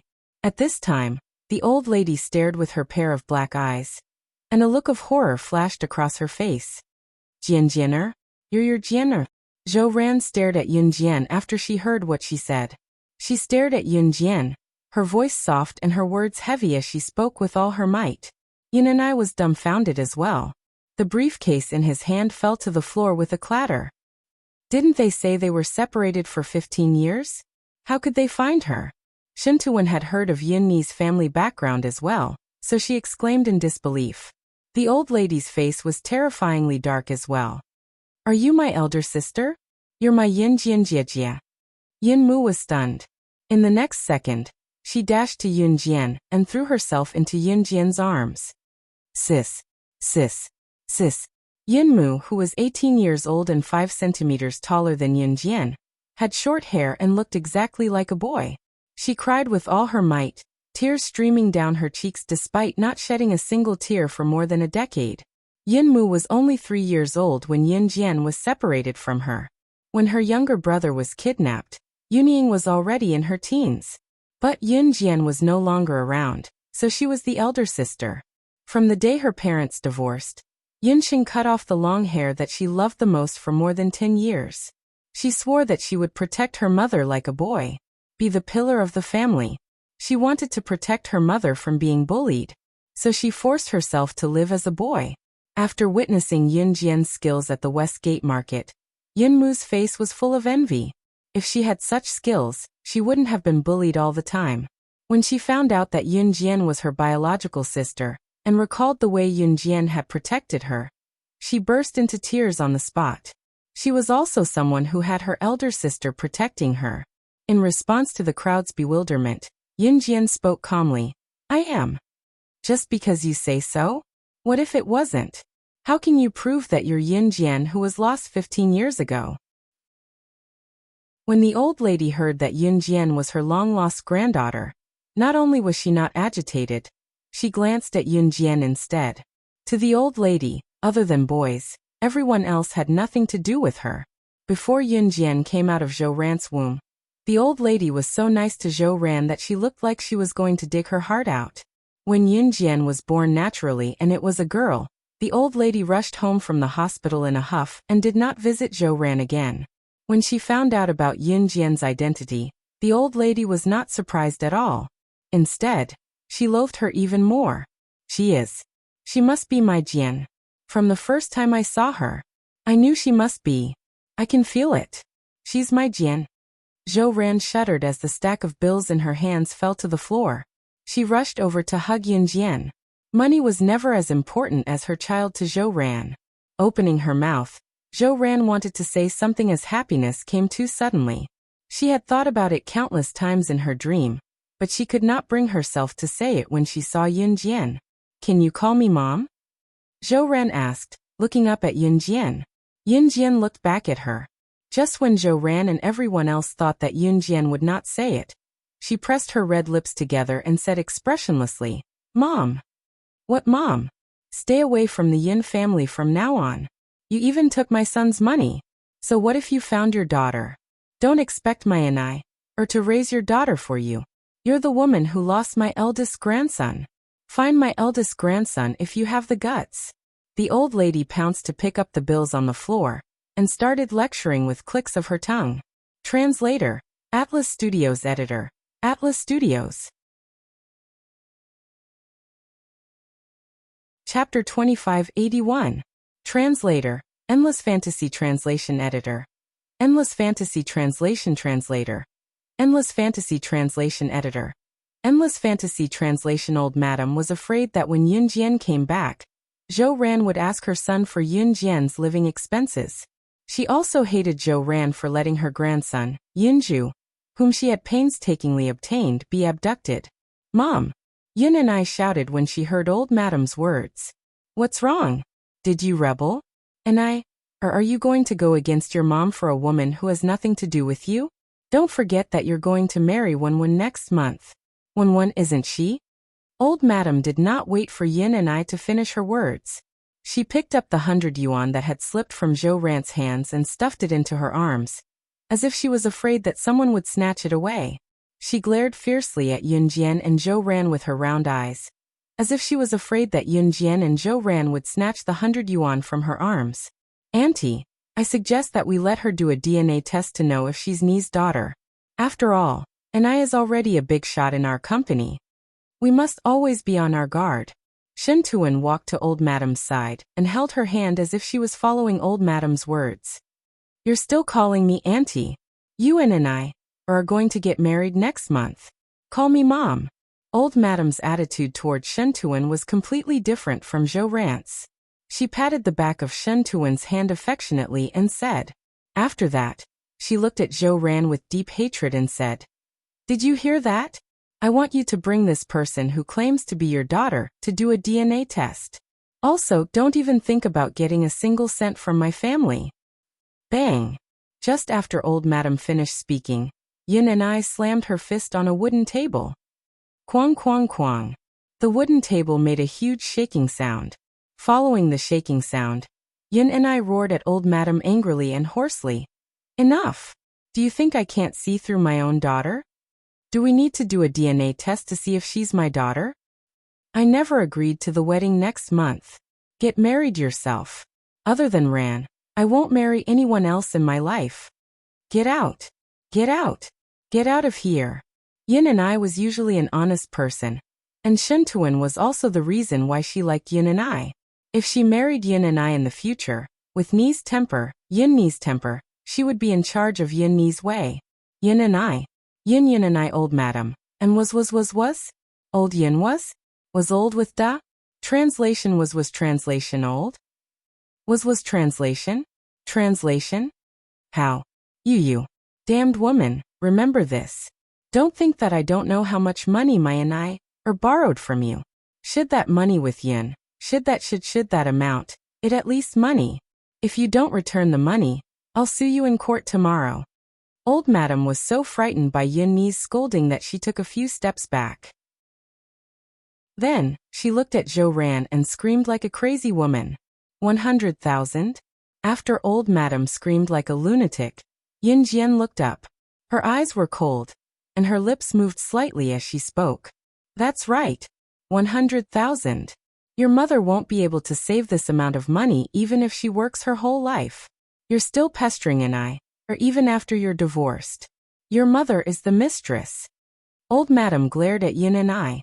Just when old madam thought that Yin Jian would refute her verbally, or be surprised that Zhou Ren owed her family so much money, Yin Jian's lips moved slightly. Oh, 100,000. In the next moment, everyone saw Yin Jian walk to the side and take the travel bag that she had left at the door. Then, in front of everyone, she unzipped the travel bag and turned it upside down. Everyone saw a large stack of US dollar bills falling out of the travel bag. At that moment, Yin Jian squatted down and picked up a stack of US dollar bills from the ground. She waved it at old madam and said expressionlessly, "This stack of 10,000 US dollars is equivalent to more than 60,000 renminbi. I have 500,000 US dollars here, which is more than 3 million renminbi. Old woman, is that enough to pay you back?"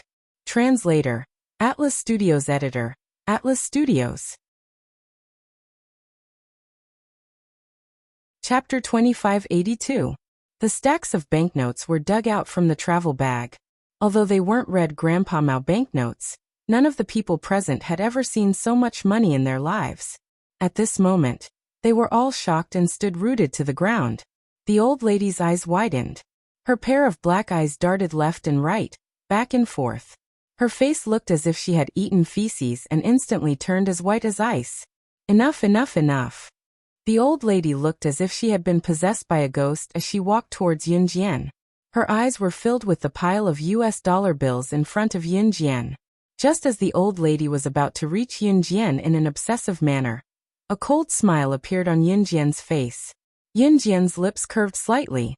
Unknowingly, a lighter appeared in Yin Jian's hand. This scene made Shen Tuan, the old lady, Yin and I, Zhou Ran and Yin Ran's eyes widen in shock. "What are you doing? What are you doing, child?" "No." The old lady rushed over like a lunge. However, Yin Jian was one step ahead of her. In front of the old lady, she burned the pile of US dollar bills to ashes. Just as the few people present held their breaths in shock and looked at the scene in front of them in disbelief, Yun Jian's cold voice suddenly rang out. Unfortunately, I won't give you a single cent of this money even if I burn it to ashes. So much money was burned to ashes by Yun Jian in an instant. The old lady and Shintu Wen's expressions were the most interesting. It was equivalent to 3 million yuan in banknotes. It was money that they could never earn in their lifetime. Yet it was burned by Yun Jian just like that. Oh, the money! The old lady was so angry at Yun Jian that her eyes rolled back, and she fainted in front of everyone present. Sister, you're so domineering. Yun Lian clapped her hands and looked at Yun Jian with admiration. But sister, how did you get so much money? Yun Ran asked the question that Zhou Ran, Yin and I, and Shintuan wanted to know. The money belonged to Yun Jian, and Yun Jian had been separated from them for 15 years. Therefore, Zhou Ran and Yin and I would not say anything about Yun Jian burning the money. After all, she was her biological mother. Yin and I had already helped the old lady up and rushed to the hospital. Shintuan also left. After Yun and I helped the old lady to the hospital and Shintuan left, Yun Jian said calmly, "It's fake." Puff. Sis, you still have the habit of carrying fake money with you. That old woman was scared out of her wits just now. I've long found her an eyesore. How infuriating. She deserves to be angered to death. Yin Lian laughed. Lian, I'm making dinner. Take Jian out for a walk. Zhou Ran looked at Yun Jian excitedly. I know, Mom. We'll go out for a walk. We'll be back soon. Yun Lian knew that Zhou Ran was going to make something delicious for dinner, so she pulled Yun Jian out excitedly. The residences in the slums were close to each other, and the surroundings were messy. It was simple and ordinary, and some places even emitted an awful stench. Yun Meng took Yun Jian away from the slum, and went to a school that was equally shabby, but had a better environment in comparison. Sis, this is the high school I'm studying in. I'll take you there to take a look. It's Saturday today, and there's no one in school. Yun Ran addressed Yun Jian as her sister smoothly, hooking her arm around Yun Jian's as they walked into the shabby school. Right, sis, what have you been doing all these years outside? Yun Ran pulled Yun Jian through the school gate excitedly. She suddenly thought of something and turned to ask Yun Jian. Yun Jian's eyes glinted at Yun Ran's question. Under Yun Ran's expectant gaze she confessed, I am. Chapter 2583. Page 1/1. Yunjung. It's you. Before Yun Jian could say anything, a male voice came from the entrance of the tiny high school. Upon hearing this, Yun Jian glanced sideways. Then he saw 3 groups of more than a dozen boys walking over with basketballs. The boy who spoke was the one at the front of the group. He had short hair and was wearing a basketball jersey.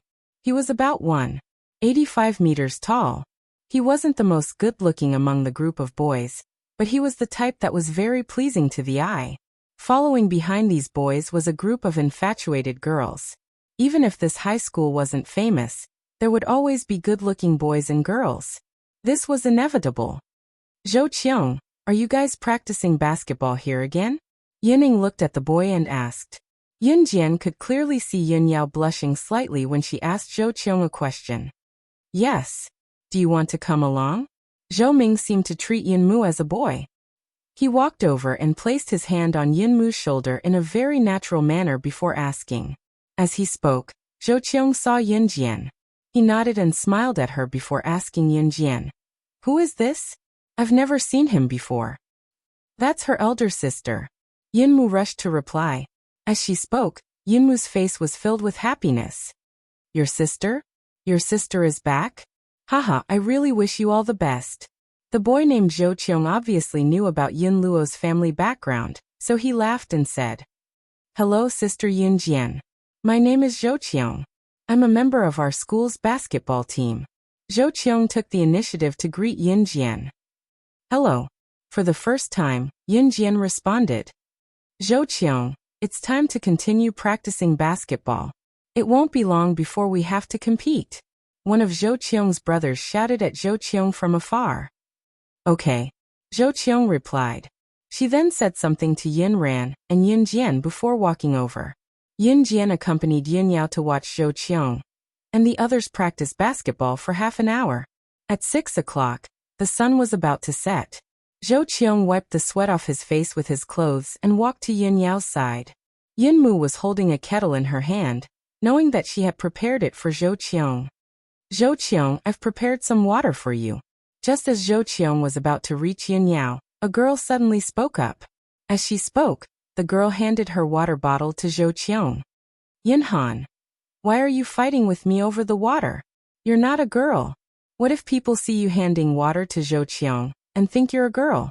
The girl glanced at Yin Mu with disdain before passing her water to Zhou Qiong before Yin Mu could. No need, I'm not thirsty. Seeing this, Zhou Qiong smiled awkwardly. Actually, it was not that Zhou Qiong was not thirsty, but he did not want to make things difficult for Yin Yao. All right.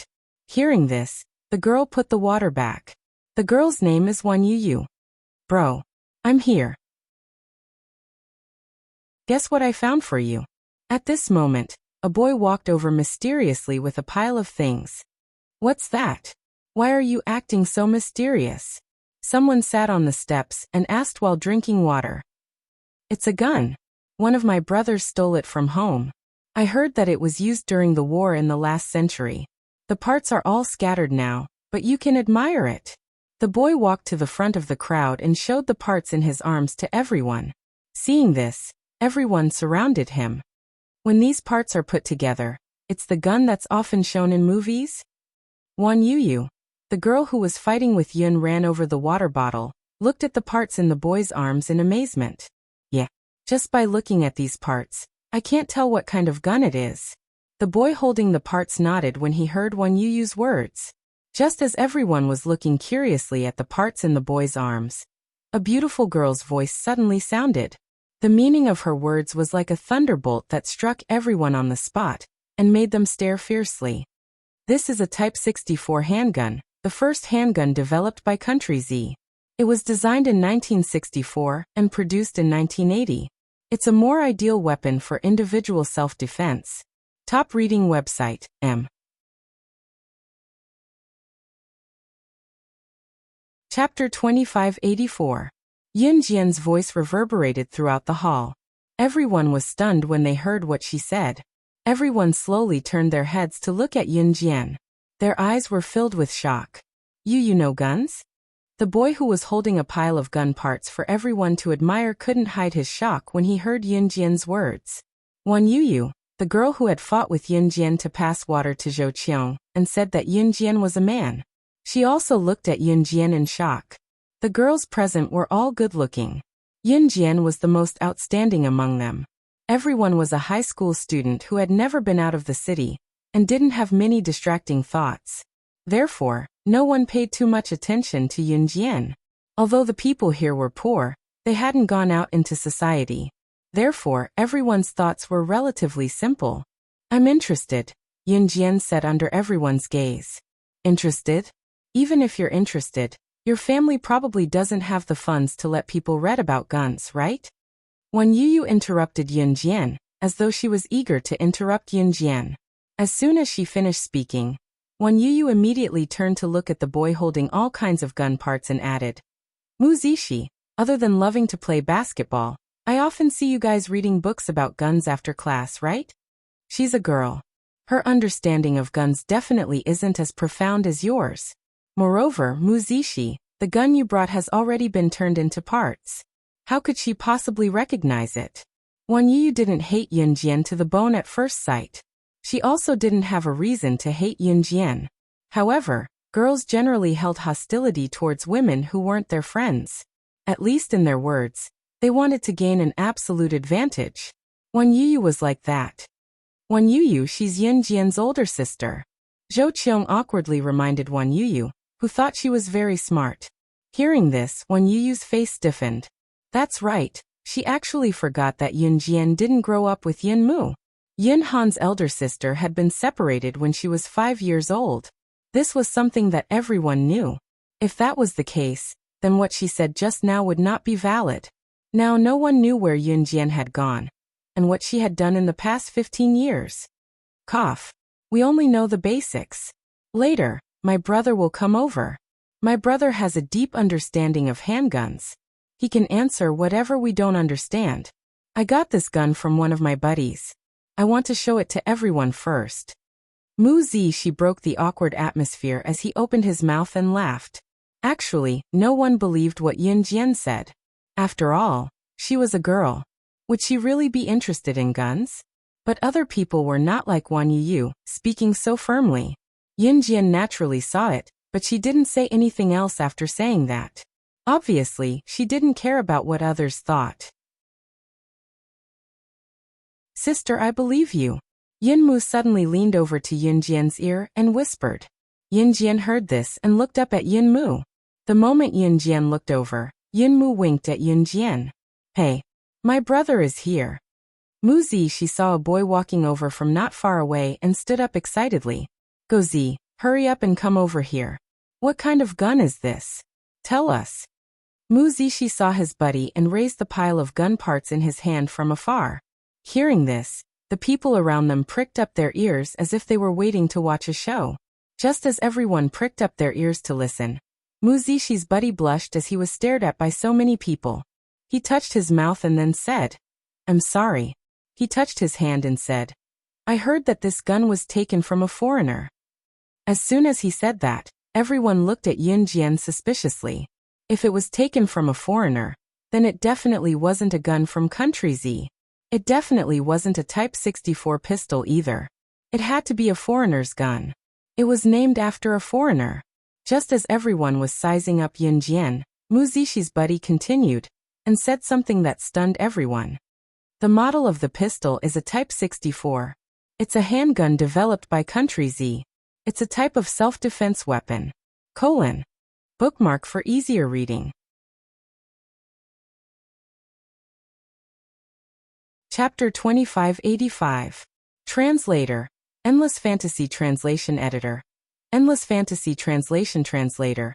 Endless Fantasy Translation Editor. Endless Fantasy Translation. When everyone heard Brother Mu Zishi say that the handgun was taken from a foreigner, they mistakenly thought that the handgun was made by a foreigner. That meant that the handgun was definitely made by a foreigner, and would not be named after the model name of the handgun in Country Z. What Mu Zishi said after that was like a huge slap to everyone who doubted Yun Jian. A resounding slap to their faces. What? Dog, what did you say? Repeat it for us. Mu Zishi heard his brother's words and his face suddenly changed. He looked at his brother and said loudly. Mu Zishi's heart was filled with a huge question mark. He frowned slightly and swept his eyes across the scene. He was stunned for a moment before he said, I said that the model of this gun is a Type 64 handgun that was developed by Country Z? What? Did I say something wrong? Just as Mu Zishi's brother finished speaking, Mu Zishi had already jumped down the stairs and walked towards Yun Jian. At the same time, Mu Zishi lightly spoke to Yun Jian. F***CK. You really know guns. Awesome. Just look at these scattered parts, and you can recognize the model of the gun. I almost thought that you were in the military. After Mu Zishi's words, his brother finally understood what was going on. Mu Zishi's brother stared at Yun Jian in shock as well and spoke to her in front of the stunned crowd. Brother Yun, you're the one who's being bullied. I have studied guns for so many years. This gun is scattered and I can't even recognize the model of the gun at a glance. May I ask, how did you recognize the gun at a glance? Mu Zishi's brother was called Jingcheng. He was a very casual person. Usually, other than understanding his own hobbies, he didn't like to talk to others. If he was asked a question in public, he would blush. Now that he heard Mu Zishi's words and knew that Yun Jian was able to recognize the type of pistol with just one glance, Jing Cheng's interest was immediately piqued. He rushed to Yun Jian as if he had picked up a bargain. In fact, it was not only the surrounding people who wanted to know the answer to this question. Even Yun Mu was filled with doubts. What had happened to her sister, Yun Jian, in the past 15 years? She guessed it by chance, right? Wan Yu still didn't believe it. She glanced at Yun Jian, and was silent for 2 seconds before speaking. Sure enough, after Wan Yu said this, Yun Jian said, It's just a feeling. Did he recognize the model of this pistol just by feeling? To put it nicely, he recognized the pistol based on his intuition.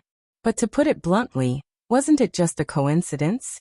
Wan Yuyu spread her hands and made an expression that said, "Look, that's the truth." Wan Yuyu lived in the poorest slums of Zhuzhou. She was also a frog at the bottom of a well. She didn't know much about pistols and naturally didn't know that there were many types of pistols in the world. For someone who didn't know much about pistols, it was simply a fantasy if you blindly guessed the type of pistol. If someone who didn't know much about pistols guessed it one day, then congratulations, you could immediately buy a lottery ticket and win the 5 million grand prize. Coincidence? You don't know how many types of pistols there are in the world. Jing Cheng argued with Wan Yuyu. Then, when Wan Yuyu's expression changed, he asked Yun Jian again. Then how did you recognize the model of the pistol by feeling? Can you teach me? When Jing Cheng spoke to Yun Jian again, he had already changed the way he addressed her from you to you. Who knew that after Jing Cheng asked this, Yun Jian would lightly pat her pants that were stained with dust from sitting on the steps and pull Yun Mu down the steps. Everyone thought that Yun Jian didn't plan to pay attention to Jing Cheng and was about to leave. But who knew that when Yun Jian walked halfway, she suddenly turned around. Her beautiful eyes flashed sharply, but she only left Jing Cheng with a sentence that everyone present didn't quite understand, but they trembled from head to toe. One day, when you have no choice but to hold all kinds of guns in your hands and fight enemies, you will naturally be able to recognize the type of gun by feeling. Translator. Henyi Translations Editor. Henyi Translations. Chapter 2586. Zhou Ran's sister-in-law came to visit. Yun Jian's words were very subtle, giving people a feeling that they didn't fully understand what she meant. However, if one thought about it carefully, what she said was not difficult to understand. The knowledge learned from books was far less clear than the knowledge gained from an hour of actual operation. For example, if you were to learn English from books for 6 years in primary school, 3 years in middle school, and 3 years in high school, a total of 12 years of learning, it would definitely be better than throwing you into an English-speaking country for 2 years. All of Jing Cheng's knowledge of firearms came from books. This kind of knowledge could at best be regarded as rote memorization. What Yun Jian meant was the actual operation. When you are able to operate all kinds of firearms with ease, even if you don't know what kind of firearm it is, or even if you don't know it yourself, it will be deeply imprinted in your mind and can't be erased. Let's go home for dinner. Everyone around them was stupefied by Yun Jian's words. It was not only because Yun Jian was able to say something so profound, but more importantly, it was because Yun Jian was able to say something like that. Did that mean that she was very knowledgeable about firearms, just as she said? She had once had to hold all kinds of guns in her hands to fight the enemy? Country Z was a country that prohibited the use of firearms, and Yun Jian was Yun Mu's biological sister, who had been separated from her for 15 years. If you compare this, in that case, where had Yun Ying's sister, Yun Jian, gone all these years? The hearts of everyone present were filled with doubt, and they urgently wanted to know the answer. However, by the time everyone wanted to ask, Yun Jian had already walked far away with Yun Mu. Zhou Qiong, see you tomorrow. After Yun Yao and Yun Jian were more than 10 meters away from the crowd, she turned around and waved at Zhou Qiong. See you tomorrow. Zhou Qiong nodded at Yun Lian. Her short black hair was very dazzling under the setting sun. Even though Yun Mu had thousands of questions that she wanted to ask Yun Jian personally, she still chose to ask after dinner. After returning home, Zhou Ran had already prepared a very sumptuous dinner. A small fish the size of a hand, a plate of homegrown vegetables, a nest of pickled meat and bamboo shoots, and a plate of glutinous rice intestines stir-fried with meat. The last 2 dishes were produced during the new year. Because Zhou Ran's family raised pigs, she was given some pork. She developed the pork and even made glutinous rice sausages. If it was in the past, this amount of food was enough to last Zhou Ran and Yun Yao for 5 days. But today, when Yun Jian came back, Zhou Ran compared the dinner she made in the evening with the previous one. It was much more sumptuous. Jianer, I don't know what kind of life you've been living all these years outside. I'm sorry. Zhou Ran's tears fell again as she spoke. It's okay. I've been living well all these years. Yun Jian pressed her lips together, and pulled a napkin from the table to pass it to Zhou Ran. Zhou Ran quickly wiped her tears away. Eat. This dish isn't particularly good, but try it. Try mom's cooking. Zhou Ran stood up to take some food for Yin Jian. Yin Jian ate everything that Zhou Ran took for her. To Yin Jian, she did not have a strong relationship with Zhou Ran since they had not known each other for long. However, Zhou Ran was someone Yin Jian cherished greatly. Clang clang clang. While Yin Jian and Zhou Ran were in the middle of their meal, a woman in her 40s rushed in. The woman was holding a metal pot. When she saw Zhou Ran, she placed the pot in front of Zhou Ran and started yelling. Well done, Zhou Ran. You're really something. How dare you send my mom to the hospital after she fainted from anger? Do you have a conscience?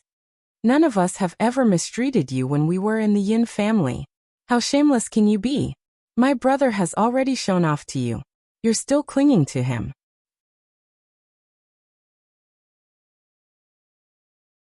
Chapter 2587. Translator. Endless Fantasy Translation Editor. Endless Fantasy Translation Translator. Endless Fantasy Translation Editor. Endless Fantasy Translation. The person who came was none other than Yin Ni's younger sister, Yin Shan. Yin Shan was Yin Ni's younger sister and Zhou Ran's sister-in-law. In a way, she was still Yin Jian's aunt in name. When Yin and I and Yin Shan's mother, the old lady, was sent to the hospital because of Yin Jian, Yin Shan rushed over with the iron pot in her house. Yin Shan was furious. She heard that her mother was sent to the hospital because of Zhou Ran's eldest daughter. She was preparing dinner when she heard that Zhou Ran's eldest daughter had returned and was sent to the hospital because of Zhou Ran's eldest daughter. What? That old lady was sent to the hospital because of her own anger. What does it have to do with my mother? Also, when my mother was in your house, she suffered so much because of you. You should be the ones who are shameless. My father and mother were in love with each other. Why did you have to force them to divorce? Old woman. Yin Shan was not one to be scolded. She looked at Yin Shan, who had rushed into her house, and retorted rudely. You. Yin Shan was angered by Yin Shan and took a deep breath. Just as she was about to speak, Zhou Ran pulled Yin Shan over and said to Yin Shan, You know very well what kind of life I've been living in the Yin family. I, Zhou Ran, don't owe you anything. It's not your turn to interfere in the matter between me and I, you little sister-in-law. Yin and I is still unmarried, and so am I, Zhou Ran. Even if we are divorced, which law forbids us from remarrying. This is my house now. If you don't leave, don't blame me for being merciless. I will sue you for trespassing. Zhou Ran was different from Qin Yiru. Zhou Ran could endure the Yin family's anger because she had married into the Yin family and treated them as her own family. But now that the Yin family had done things so ruthlessly, Zhou Ran naturally couldn't stick to their cold butts. You.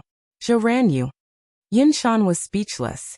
This was a slum, and the people who lived there were not very rich. Other than the slums in Suzhou, the housing prices in other places were very high. Therefore, both Zhou Ran and the Yin family lived in the slums, which were very close to each other. They couldn't afford to move to another place. Therefore, whether it was the classmates that Yin Jian had met at Yuning High School, the Yin family, or old Madame Yin, they all lived near the slums. Yin Shan was just about to speak when she heard a sudden clamor outside. Then a series of bang bang bang sounds suddenly rang out. Upon hearing this, Yin Jian's narrowed eyes flashed sharply. What happened? Yin Lian was shocked. The law and order in Suzhou was not stable. Z country prohibited the use of handguns, but there were still many gangsters who carried guns. Compared to Longmen City, the gangsters in Suzhou were more cunning. Therefore, the occasional gunshot was not surprising. Yinshan, your Xiangzi is being hunted down. I told you that nothing good will come out of your Xiangzi hanging out with people from the black market every day. Go down and take a look. The residents near the slums knew each other. One of them rushed to Zhou Ran's house and spoke to Yin Shan.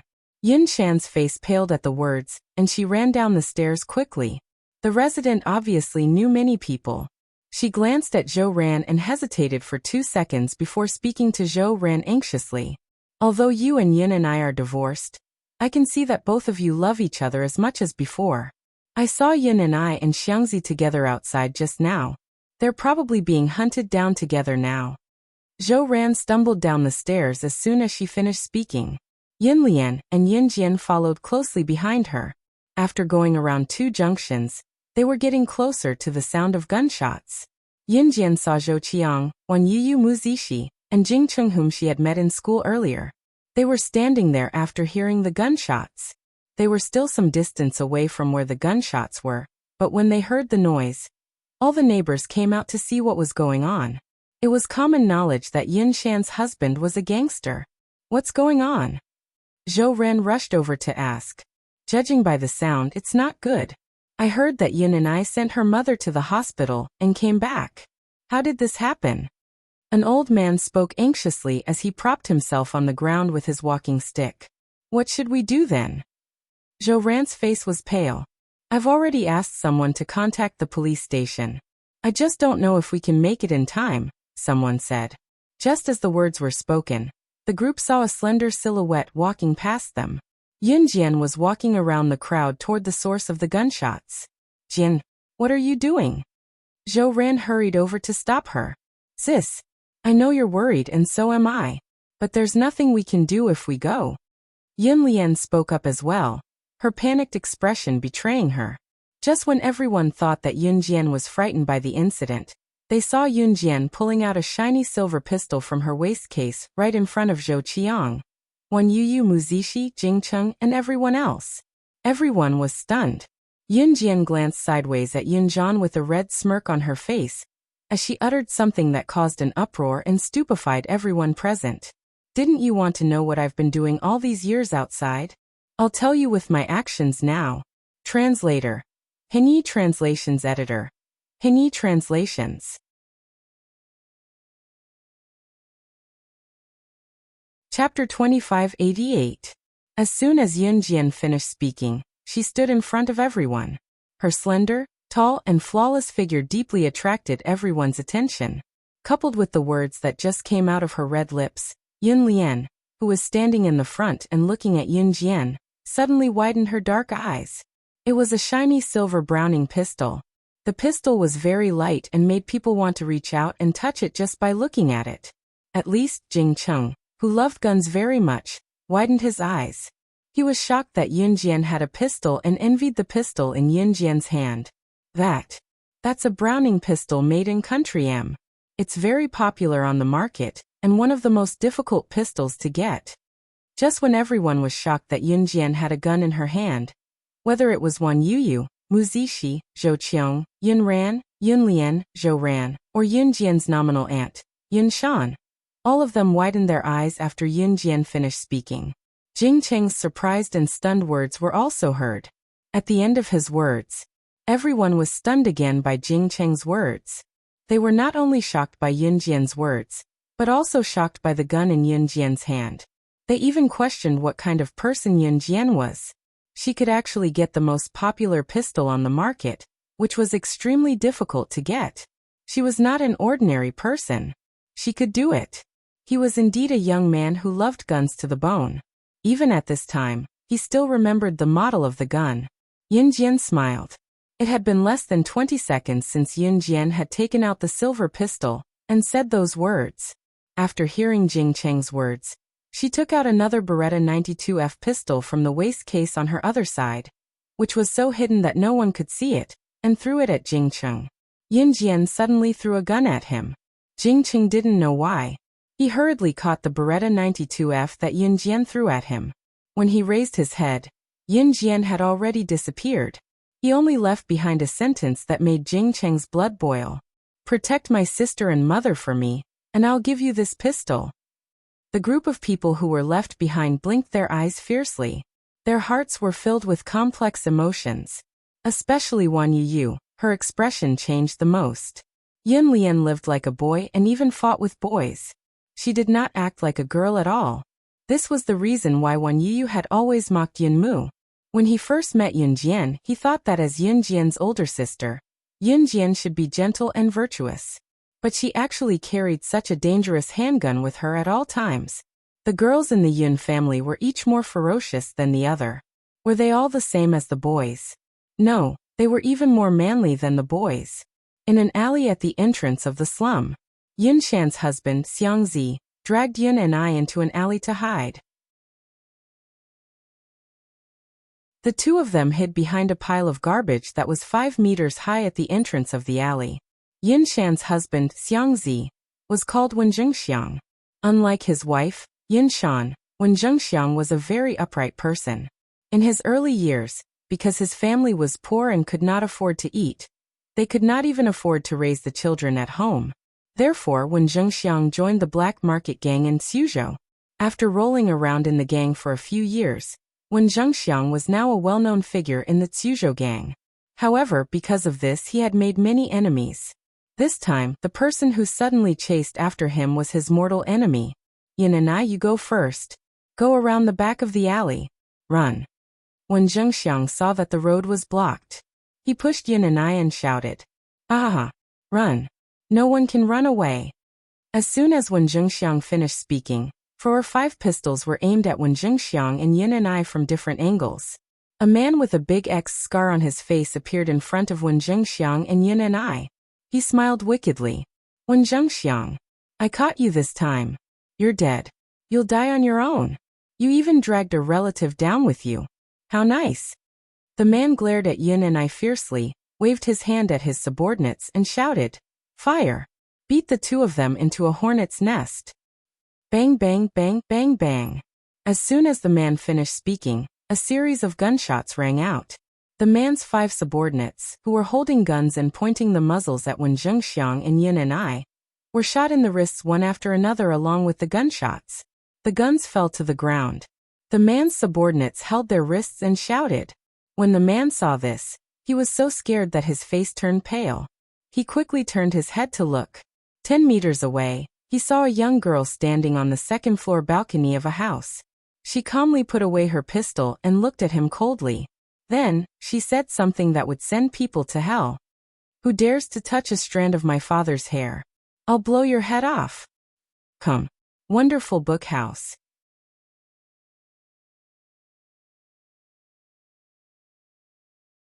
Chapter 2589.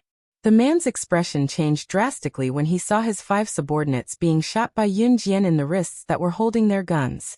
While the man was still in shock, Yun Jian was already holding onto the second-floor balcony that was more than 10 meters away. She jumped from the simple balcony that was 3 meters above the ground to the flat ground easily. Then, her long ponytail swayed at her waist as she walked over like the wind. Yun Jian was dressed in a black top and loose black pants. She was holding a shiny silver pistol in her hand. She looked like the queen of the night, showing off her graceful figure in the evening that was about to descend the mountain. Jian. Yin and I stared at the silver pistol in Yun Jian's hand in disbelief. His expression was terrifyingly dark. Yin and I, this is the daughter you brought home yourself? When Zhengxiang's eyes widened in disbelief as he stared blankly. As a member of the black market, how could he not know about such an aura? Yin Ni's daughter that had been lost for 15 years. In the 15 years that they were separated, could it be that? F***CK. Consider yourselves lucky. It won't be this easy next time. The man with the huge X scar on his face turned and ran after he said that when he realized that the timing was not right. When his subordinates saw this, they also chased after the man with the big X scar on his face. Wen Zhengxiang and Yin and I breathed a huge sigh of relief when they saw this. Yin and I, your daughter is amazing. If it wasn't for your daughter, we... Wen Zhengxiang held his arm that was grazed just now and told Yin and I. However, just as he said that, bang! A gunshot that startled the birds on the telephone pole and sent them flying away suddenly rang out when Wen Zhengxiang was halfway through his conversation with Yin and I. On the other side, the scarred man who had a big X on his face was about to run away when a bright bullet pierced through the middle of his head. The scarred man's body swayed and his footsteps stopped. In the next second, he fell to the ground with a plop and no longer moved. F***CK. F***CK. Yin and I, your daughter. Seeing this, Wen Zhengxiang stood up in shock. He covered the abrasions on his arm and ran to where the scarred man had fallen. In this era, it was illegal to kill people. But generally, in a place like Suzhou, there were more hooligans and gangsters. If you had someone to protect you, it would be fine. It was common for people to die in the black market. However, Wen Zhengxiang did not expect that Yin Jian would actually kill someone. She was just a teenage girl. What had he encountered in the past? After killing someone, he didn't even bat an eyelid. Bring your leader's body back. Tell your gang members that if they want revenge, come to 309, Jindonkyo Road in the slums and look for me, Yin Jian.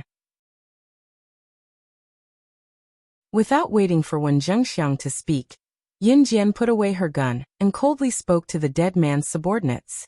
When the man's subordinates heard this, they were stunned.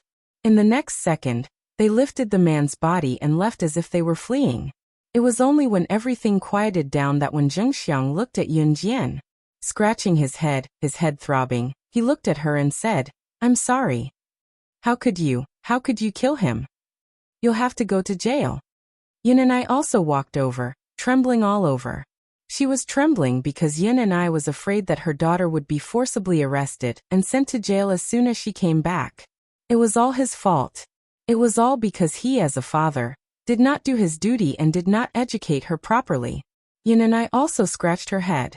Just as Yin and I and Wen Zhengxiang looked anxious, Yin Jian suddenly spoke. Her words were still as cold as ice. "You have to dig up the roots to cut the weeds. He deserved to die."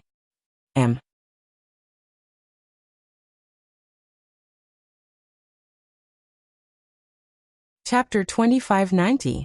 What kind of environment made Yin Jian the person she was today? Yin and I and Wen Zhengxiang didn't understand. The two of them hurriedly brought Yin Jian back to Yin Ni's house.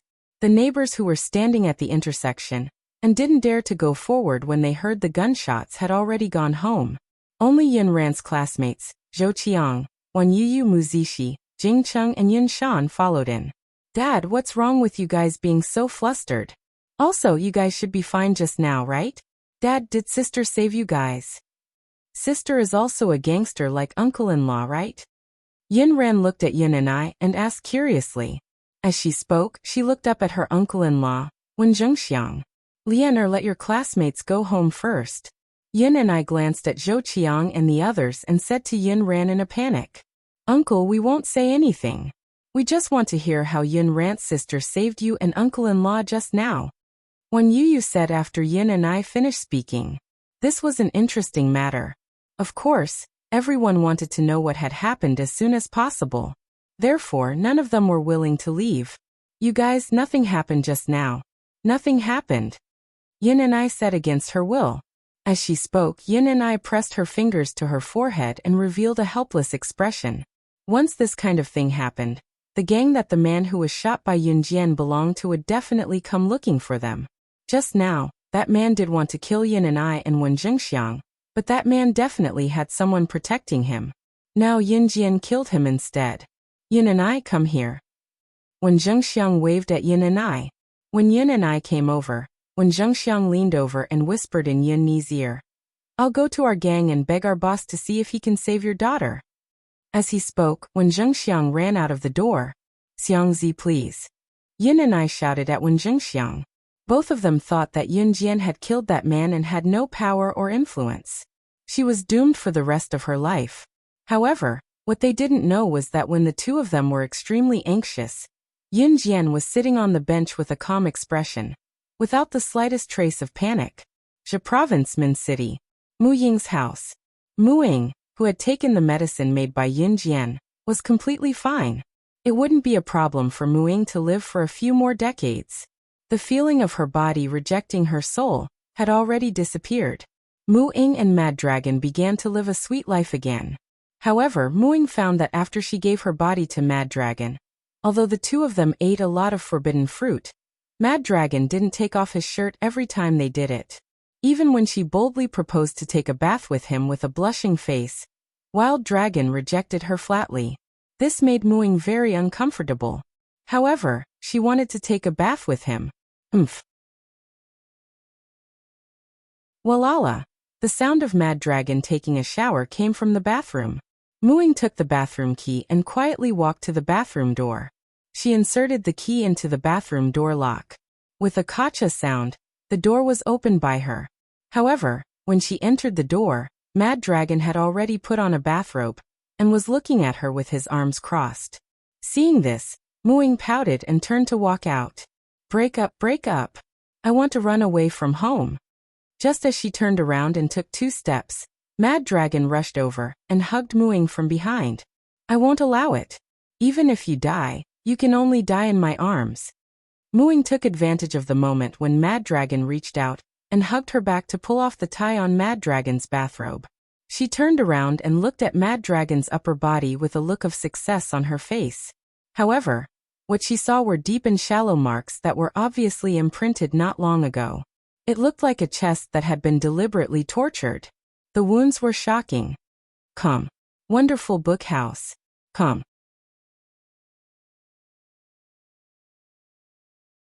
Chapter 2591. These marks and wounds were all left by Mad Dragon when he learned about Mu Ying's physical condition and asked the perverted doctor's son for medicine. The perverted doctor's son burned them with iron and branded them. Even a thick-skinned person would not be able to withstand this kind of punishment that was similar to ancient torture, but Mad Dragon endured it for the sake of his beloved woman. He could have avoided this punishment. With Mad Dragon's own strength, he could have beaten the perverted doctor's son hundreds of times, but for Muing, he did not say a word and forced himself not to use his strength to endure this punishment. This is. Muing saw the scars on Mad Dragon's chest and instantly burst into tears. She carefully stroked Mad Dragon's chest and said with a flustered expression, This is the medicine you and SS asked for me last time? Muing was very smart and hit the nail on the head with one sentence. But just as Muing finished speaking and her tears were about to flow out of her eyes again, Mad Dragon suddenly bent down and kissed her eyes, kissing away the tears that were about to flow out of her eyes. So you can't say anything about leaving me again in this life, or I'll kill you with my own hands and accompany you to hell. Even if he went to hell, he, Mad Dragon, would never let go of her hand. She could only be his woman. If not, then they would go to hell together. Hey Province, Tsuzhou. When Zhengxiang, who had hurriedly ran to find his gang's boss, returned to Zhou Ran's house. As soon as he entered Zhou Ran's house, when Zhengxiang rushed into Zhou Ran's house and said to Yun Jian anxiously, without caring that Zhou Qiao, Wan Yuyu, Mu Zishi, Jing Cheng, and other classmates were still there. Our boss agreed to save you, but he needs to know which gang you're from. Your gang's code name. When Wan Zhengxiang said this, his face was filled with anxiety. To Wan Zhengxiang, it was because of him that Yun Jian was in this situation. Therefore, he had to bear this responsibility. Gang? Code name? Sister, are you really a gangster too? Yun Lian was shocked and asked in a daze. Ever since Yun Jian had said to Yun Mu before she went to save people, Don't you want to know what I've been doing all these years? I'll use my actions to tell you. Whether it was Yun Mu or everyone present, they all thought that Yun Jian had been involved in the underworld all these years. Now that when Zhengxiang asked Yun Jian this question, everyone present was even more convinced of this point. Gangsters at such a young age? So powerful. When Mu Zishi heard this, he was somewhat stupefied. Although they didn't know what Wen Zhengxiang meant when he said that he wanted to save Yun Jian, everyone's attention was now diverted to Yun Jian's identity.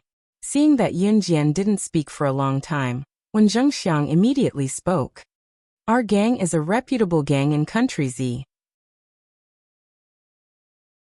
Our position in the entire Country Z's gangs is already in the top 15. Although there's still a huge gap between us and the number 1 Falcon Hall, we'll protect you. Absolutely no problem. The number 1 gang in Country Z was Falcon Hall, which was now under the control of Su Zetian. Speaking of Falcon Hall, it was practically a legend. The boss of Falcon Hall was an unfathomable woman, and the current person in charge of Falcon Hall, Su Zetian, was a very powerful person. Wow. Yunhan, your uncle-in-law is actually a member of such a powerful gang. After hearing Wen Zhengxiang's words, Jing Cheng exclaimed to Yun Mu. Amazing. Wan Yu couldn't help but be stunned. On the other hand, Wen Zhengxiang's gaze was fixed on Yun Jian. Just when everyone thought that Yun Jian wouldn't speak, or that she would reject Wen Zhengxiang's claim that she was from a gang, Yun Jian suddenly said, Do you really want to know? Yes. Because only by knowing this will our gang's boss be willing to send people to protect you. When Zhengxiang said solemnly, everyone's gaze shifted to Yun Jian. At this moment, Yin Jian's red arc rose. She saw that Zhou Ran, Yin and I, and Yin Mu were all looking at her with expressions that said they wanted to know what she had been doing all these years. Pursing her red lips, Yin Jian spoke coldly in front of everyone, but her name was like a sudden tsunami that swept through everyone's hearts. The gang I'm in is called Falcon Hall. Codename, Rakshasa: Bookmark for easier reading.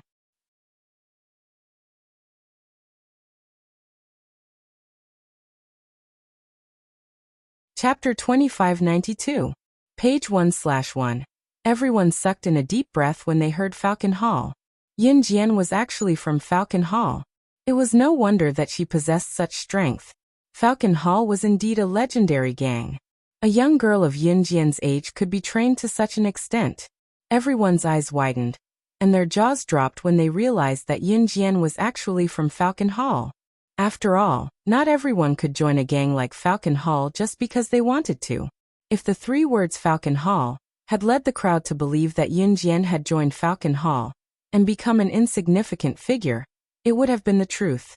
Then the two words Rakshasa at the back smashed everyone's heads hard, causing everyone present to be stunned on the spot, unable to react for a long time. What did you say? When Zhengxiang couldn't help but roll his eyelids. He stared at Yin Jian in disbelief, then asked loudly and sharply, "Wasn't Rakshana the woman who led Falcon Hall to become the #1 gang in Country Z in just a few years? Wasn't she supposed to be a legendary young woman in her 30s? What's wrong? How could he be so much younger than what the legends said?"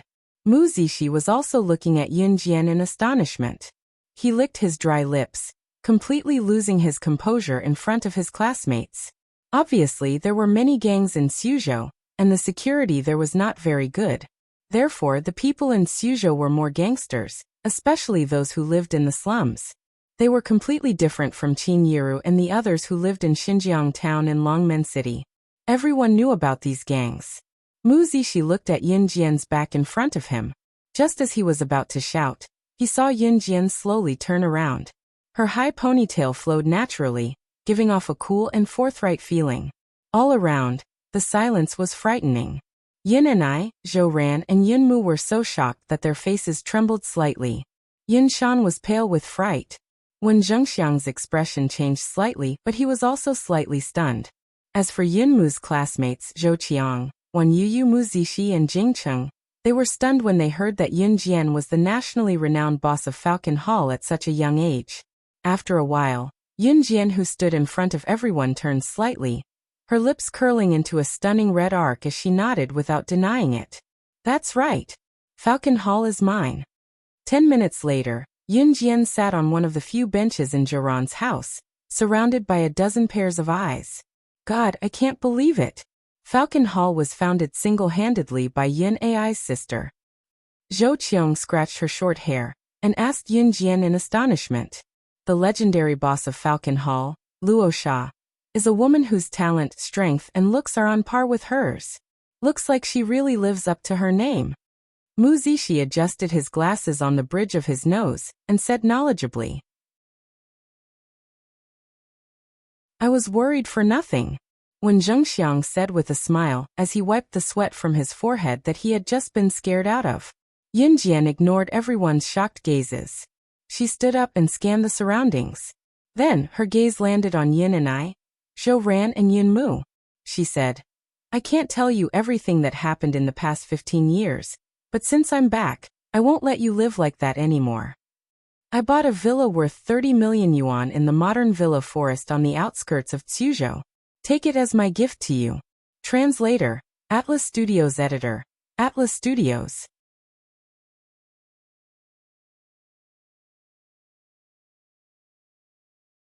Chapter 2593. Translator, Endless Fantasy Translation Editor. Endless Fantasy Translation, page 1/1.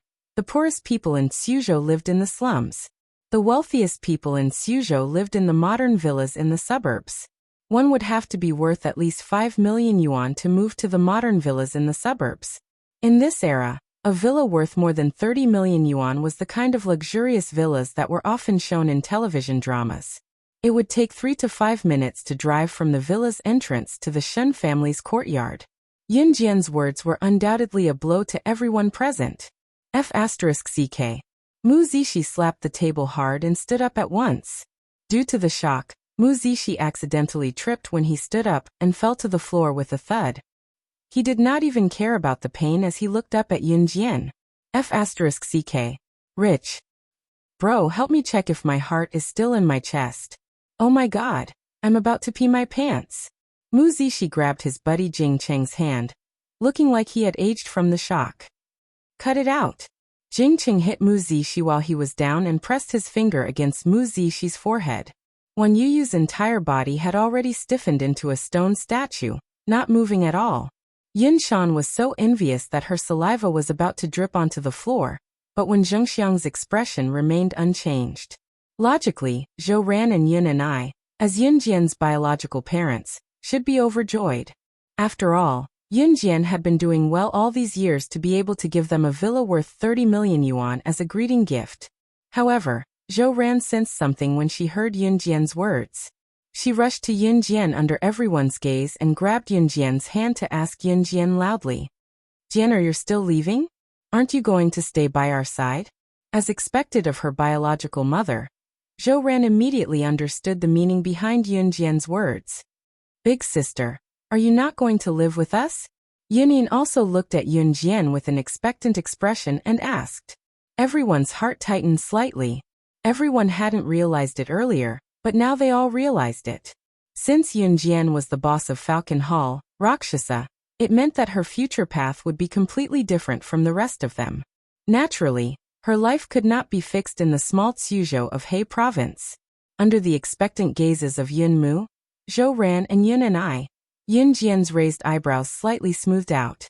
She still spoke with a superficial expression, which made everyone present realize that Yun Jian's words were different from the rest. I'm sorry, but I won't stop moving forward for anyone. Staying here is not a life that suits me. From the moment I was abducted and stepped into the world I lived in, the ordinary life of an ordinary person had already left me. If I take a step back, I'll be facing a bottomless abyss.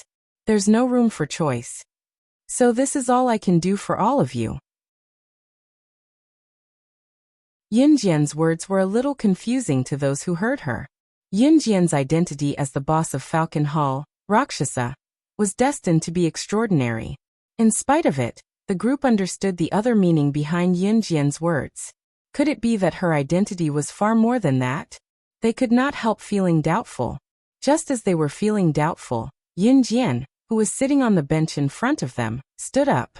Her red arc slightly pursed, and under everyone's gazes, she continued to speak to Yun and I, Zhou Ran, and Yun Lian, saying a sentence that caused everyone to boil with anger. Back then, my younger brother was abducted because of me. Those people kidnapped him to threaten me in order to control me. Translator. Endless Fantasy Translation Editor. Endless Fantasy Translation.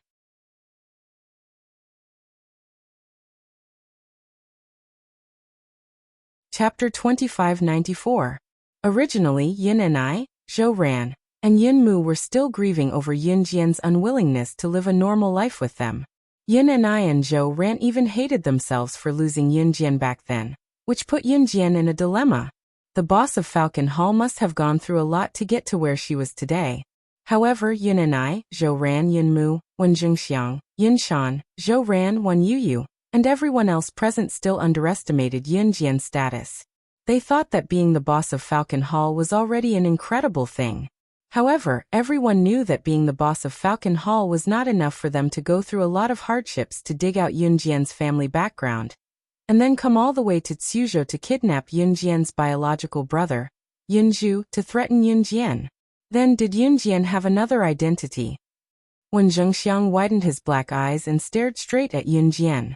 What? After hearing Yun Jian's words, Zhou Ran recalled how Yun Zhu was deliberately captured. She never thought that her son was kidnapped because of her long-lost daughter. Before Zhou Ran could voice her doubts, an unpleasant voice that was hoarser and coarser than a rooster's voice came first. What? My precious eldest grandson was lost because of a woman like you, who can't even grow a beard. The voice was almost roaring. Judging from the unpleasant voice, it was hard to tell whether the voice belonged to a man or a woman. Yun Jian glanced over and saw her nominal grandmother, who had fainted because of Yun Jian's anger, rushing into the room. She was also cursing in the local language, which was extremely unpleasant to hear. The old lady hated Yun Jian because Yun Jian was her granddaughter.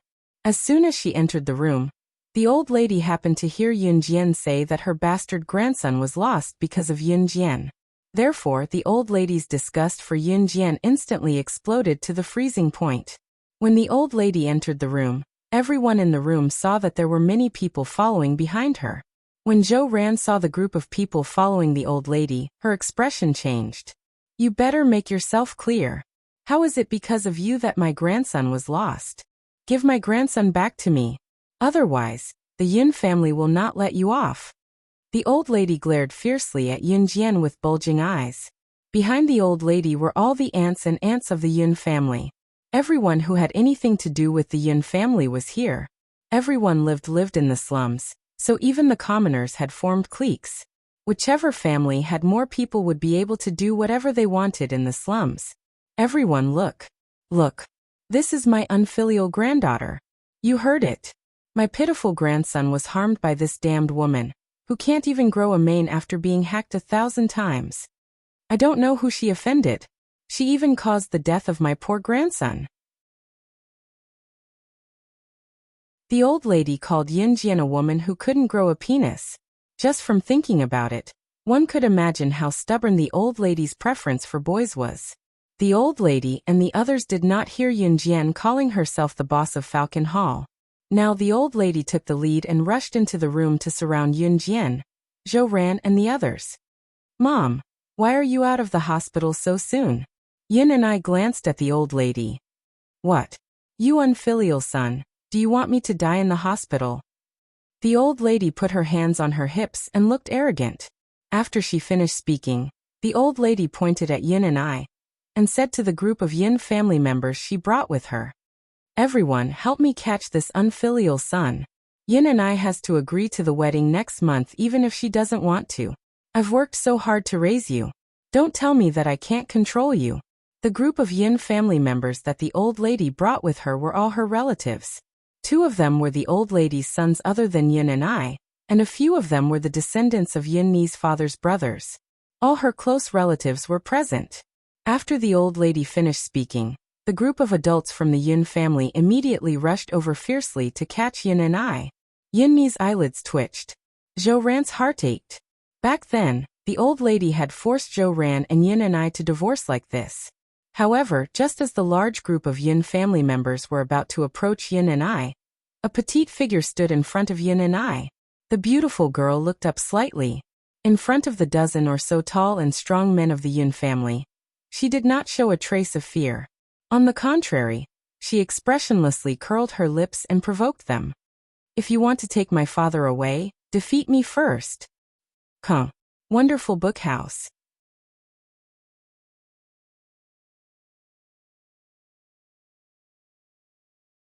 Chapter 2595. Yun Jian had actually thought of letting Yun and I, Zhou Ran, and Yun Mu move to Longmen City. However, it was impossible. Humans were sentient creatures. No matter how tough life was, they would not be willing to leave after living in a place for half their lives. Zhou Ran and Yun and I were the same. Here, however, the old lady would force Yun and I to marry a woman she did not like. The Yun family still retained the old tradition of obeying one's parents when it came to marriage. Therefore, the uncles of the Yun family were on the old lady's side. They surrounded Yun Jian, Yun and I, Yun Mu, and Zhou Ran like they were crusading against evil.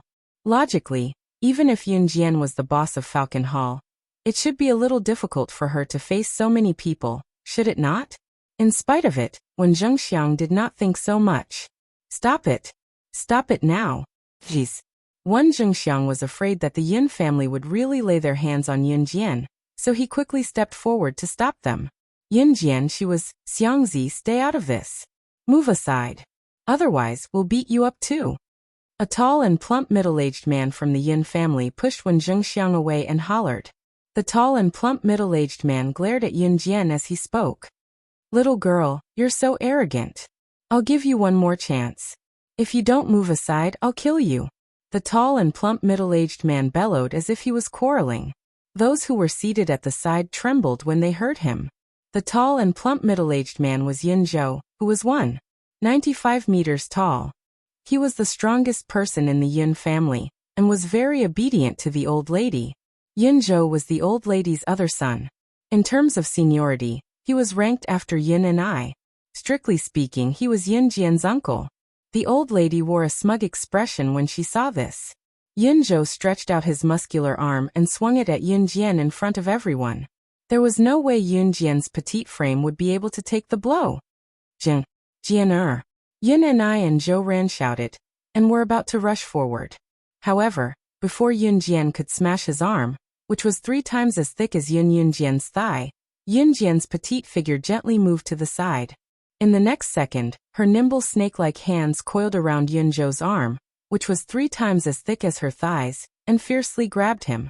In an instant, everyone saw Yin Zhou being flung up by Yin Jian, and smashed onto a round table not far away.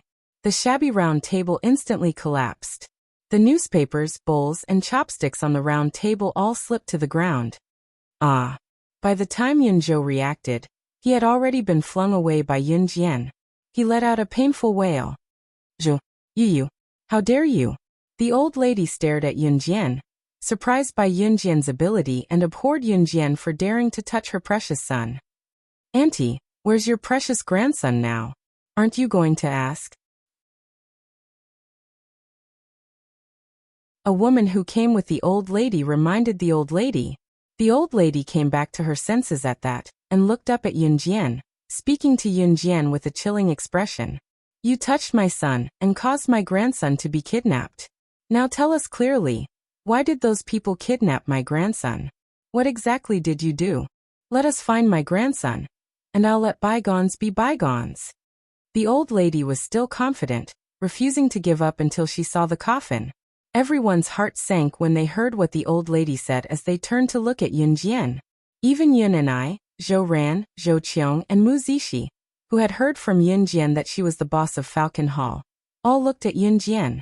Their instincts told them that Yin Jian's identity was far more than that.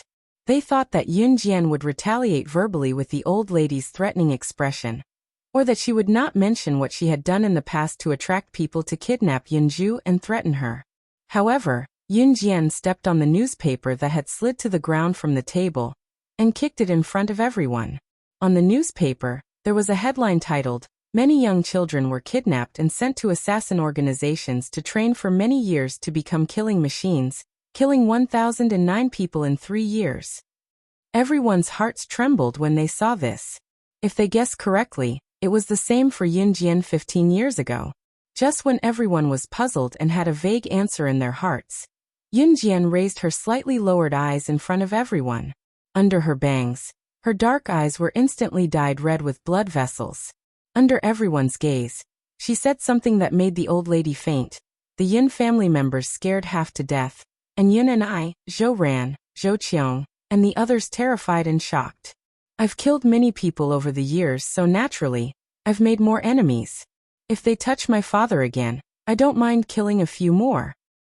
After all, the number of people I've killed is much more than the number of third-rate assassins in this newspaper. Come. Wonderful book house. Come.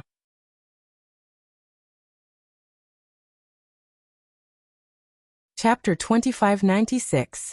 Translator. Endless Fantasy Translation Editor. Endless Fantasy Translation, page 1/1. After all, the number of people I've killed is much more than these third-rate killers in the report. The last sentence left Yin Jian's red arc quietly. The old lady, who was originally full of murderous intent towards Yin Jian, Yin Zhou, who was grabbed by Yin Jian and smashed the round table, and more than 10 people in the Yin family, including Yin and I and Zhou Qiong, all looked at Yin Jian, who was emitting a gloomy aura from head to toe. Their hearts couldn't help but tremble slightly. Yin Jian's words were clearly flat without any ups and downs, but the meaning in her words was extremely frightening. When Yin and I heard this, he rushed forward and reached out to grab the newspaper that Yin Jian had kicked in front of the old lady, and the dozen people in the Yin family. His hands trembled like a spring as he read the headline of the big news in the newspaper with a trembling voice. Have you ever seen a killing machine more powerful than the killer agents in the movies? According to the confession of the 10 killers who were arrested 9 years ago, they were abducted into the killer organization and underwent inhumane training with thousands of children. In the end, there were only 20 killers left. They went on missions for 3 years and killed a total of 1,009 people. It is reported that more than half of the children who were abducted more than 10 years ago were sent to the killer organization. When he read this, Yin and I looked at the news report in the newspaper and couldn't continue. Coupled with Yin Jian's confession just now, in these years she, plop, the old lady was so frightened that she sat on the ground. Everyone in the Yun family avoided Yun Jian, as if she were a tiger. Zhou Qiong, Wan Yuyu, Muzishi, Jingcheng, and the others were pale. Zhou Ran's expression was the same as Yun Ni's and Yun Mu's. There wasn't much change in her expression. Call the police, call the police. The old lady sat on the ground, her eyes blank. She trembled as she turned over and crawled out of the door. The meaning of Yun Jian's words wasn't obvious. However, everyone present could tell what he meant. In the 15 years that she was abducted, she was probably abducted into the killer organization. How could someone who could survive in the killer organization be weak? When the old lady heard that Yun Jian was an assassin from the killer organization, she was already scared half to death and crawled out of the door. Unfortunately, she didn't know that Yun Jian was the king of the killer agents. Huh? Call the police? Everyone suddenly heard these 3 words from Yun Jian's words. Yun Jian's voice, Yun Jian's voice, Yun Jian's, the old ladies, and crawled out of the door.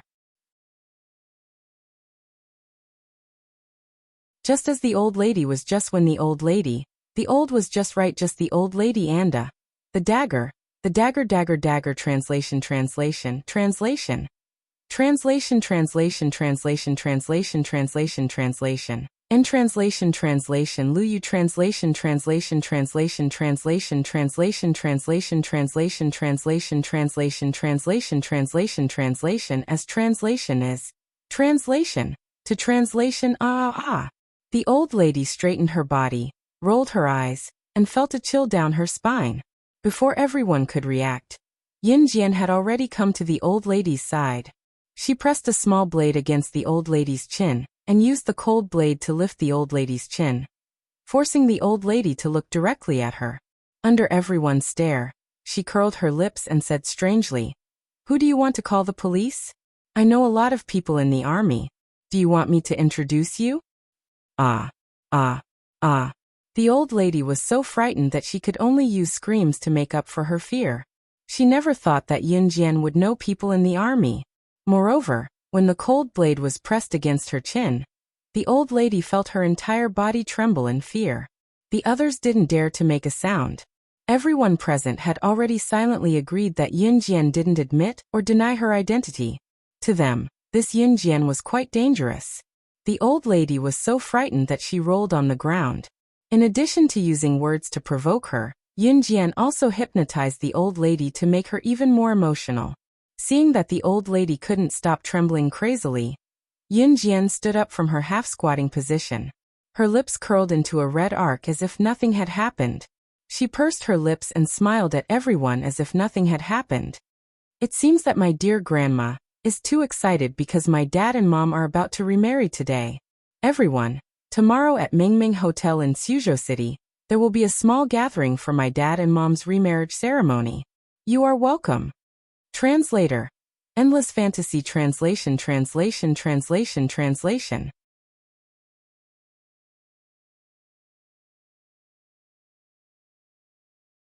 Chapter 2597. The old lady had been hypnotized by Yun Jian since just now, so she was in constant shock. Using this opportunity, Yun Jian wanted Zhou Ran and Yun and I to remarry. None of the Yun family members who had followed the old lady's request and forced Yun and I and Shinta to marry each other dared to make a sound. Then everyone, see you at the hotel tomorrow. Yun Jian opened the door and asked them to leave. She was smiling innocently. If they had not seen Yun Jian just now, they would have thought that Yun Jian was just an innocent girl. "Definitely. I'll definitely come tomorrow. Haha, for sure." A relative of the Yin family grinned. He sniffed and frowned. Then he grabbed his wife and left with a fake smile. Congratulations on your marriage, rebel. The other member of the Yun family also imitated this person's actions. He patted Yun Ni's shoulder, pulled out a smile and fled with his family. Not long after, the dozen or so distant relatives of the Yun family, who had been called over by the old madam, had all disappeared. Yun Ni's younger brother, Yun Zhou, pounced over to pull the old lady, and helped her out of Zhou Ran's house quickly. Once the Yun family left, Zhou Ran's house fell into silence. Zhou Qiang, Wan Yuyu, Mu Zixi, Jing Cheng, and the others had witnessed the entire incident from beginning to end. Until now, they were still unable to recover from the shock that Yun Jian, who was about the same age as them, had the ability to intimidate so many people in the Yun family single-handedly. In spite of it, they would be rather thick-skinned if they did not leave at this juncture. Thus, all of them excused themselves and left. Jian, do you have any way to investigate? Yun and I asked Yun Jian anxiously once everyone was gone. After knowing Yun Jian's identity, almost everyone was afraid of her, but Yun and I, Zhou Ran and Yunin were not. Of course, Yun Jian didn't reveal her identity as an assassin just to scare the old lady. My brother is not dead. Tomorrow, after you go to the Civil Affairs Bureau to register your marriage, I will take you to see him. Yun Jian already knew what Yun and I wanted to ask, so she spoke first. After that, Yun Jian paused for a moment, and her red lips curved slightly. I'll take you to the city where I've been living all these years. Just treat it as a vacation. I believe you'll like it. That night, Yun and I stayed at Zhou Ran's house. The next day, they followed Yun Jian's arrangement, and went to the Civil Affairs Bureau to register their marriage again. They even hurriedly held a small wedding banquet. Even if the old lady did not agree, she did not have the chance to refute. Yun Jian confessed some things to Zhou Ran, Yun and I, and Yun Mu. For example, Xiao Yunju had been killed before, but he had been reborn into this body. His current mother also existed. Another example was her relationship with Qin Yiru and Gu Junjian. Other than her identity as Slaying God, the top secret agent on the International Secret Agent ranking list, and her identity as the Witch God of Yulong Mainland, Yun Jian basically didn't hold back anything.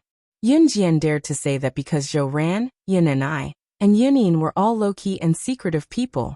As expected, after hearing Yun Jian's words, the two of them didn't say anything and insisted on rushing to the fruit shop to buy fruits for Qin Yiru, Gu Junjian, and Xiao Yunju's reborn mother.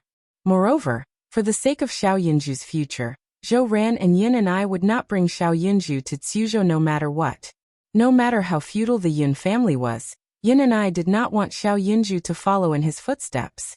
He could not even decide his own marriage. That night, Yun Jian, Zhou Ran, Yun and I, and Yun Yin came to Longmen City. Just as they passed by her house, Yun Jian saw Ce who was waiting for her at the gate. She pressed her lips together and smiled sweetly. When Ce saw Yun Jian, his handsome face was filled with affection. However, he suddenly saw Yun Yin, who was standing beside Yun Jian, with short black hair and a height of 1.7 meters, putting her hand on Yun Jian's shoulder. In that instant, Ce's gaze on Yun Yin was filled with a murderous intent. Come. Wonderful book house.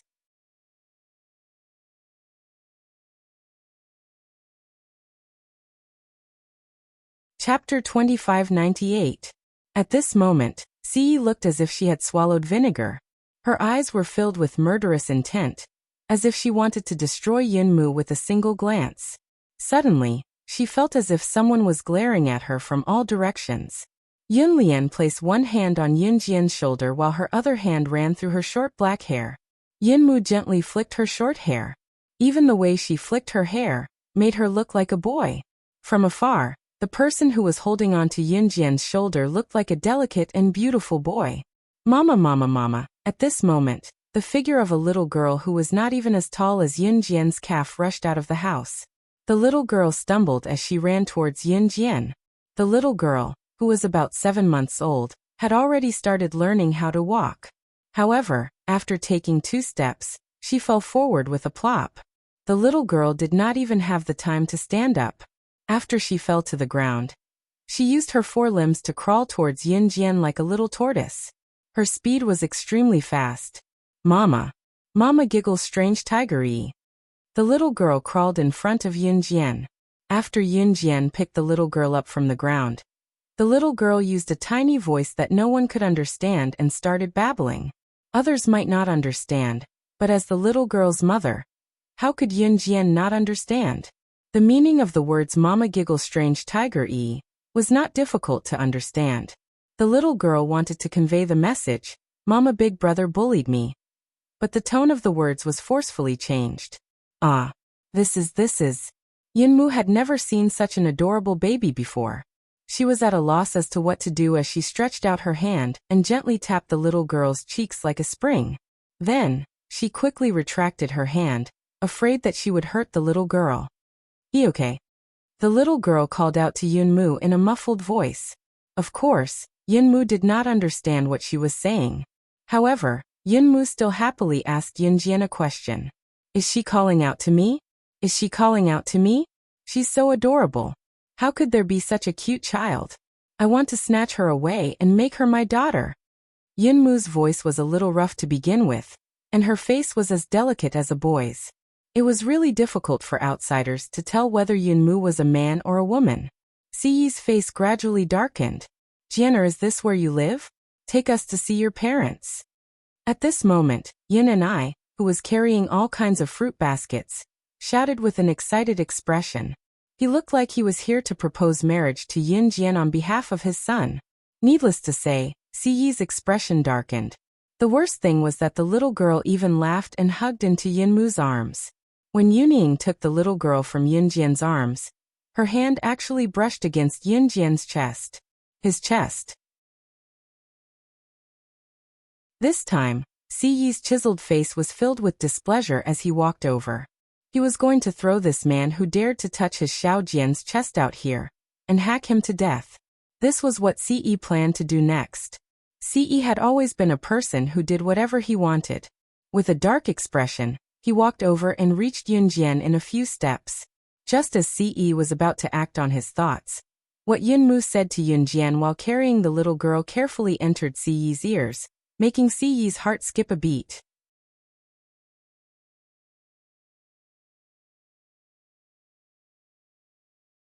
Chapter 2599. Siyi's next move was halted by Yunmu's greeting of sister and godmother. Yunmu hugged the girl and tried to cheer her up with all sorts of weird expressions. Hee. The girl giggled as well. Sister. That's great. You've given birth to such a beautiful daughter. My heart is about to melt. Yunmu's face was filled with excitement. Her motherly love was about to burst out. It's a boy and a girl, Yunjian added when she heard Yunmu mistakenly thinking that she had only given birth to a girl. Oh, a boy and a girl. That's great. It's best to give birth to a boy and a girl. Treat the daughter like a treasure and play with the son. How great is that? Yunmu said seriously. What are you talking about? Both the daughter and the son are doted on. Zhou Ran chimed in with a grin. Yunmu still did not know that she had narrowly escaped death. She hugged the girl, unwilling to let go of her overflowing motherly love.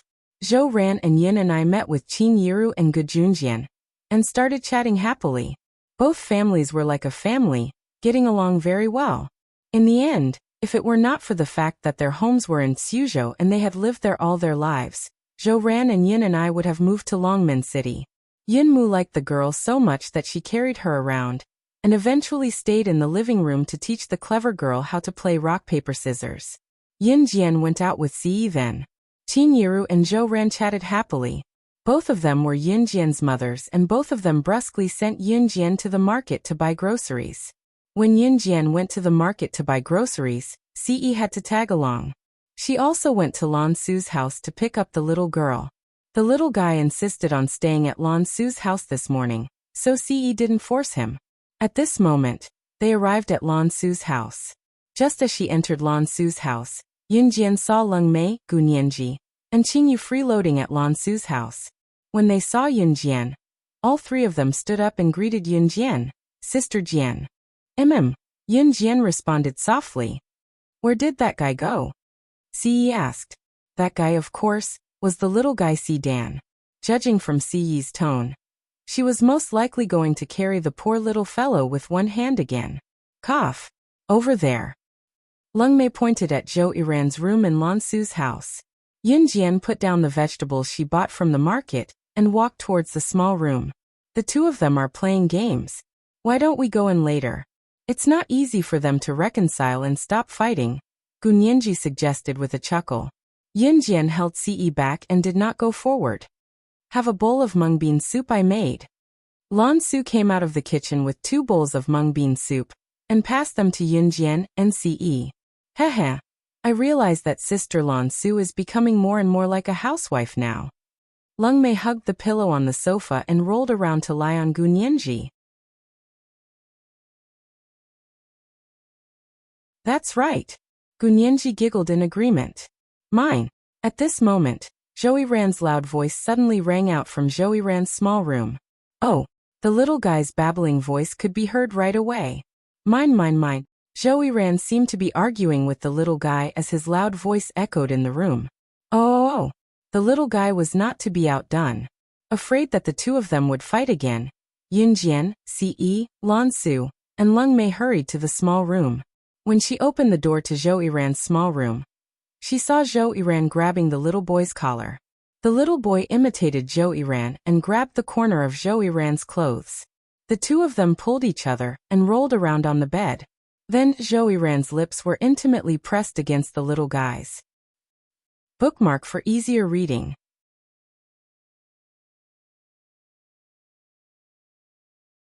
Chapter 2600. Page 1/1.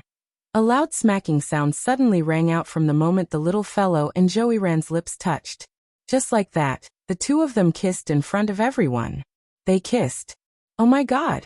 Lung Mei slipped and almost fell onto Gu Nianji. She covered her eyes awkwardly and turned around. She forced a smile that even she was shocked by. I didn't see anything. Lung Mei said as she grabbed Gu Nianji and ran out of the door. At this moment, Zhou Yiran was being straddled by the little guy. He blinked his large eyes and reacted in an instant. He frowned and reached out to push the little guy away. After that, Zhou Yiran stood up and vomited beside the bed. He even complained in front of Ce. It's disgusting. It's not as fragrant as my wife's lips. The little guy was pushed onto the bed by Zhou Yiran.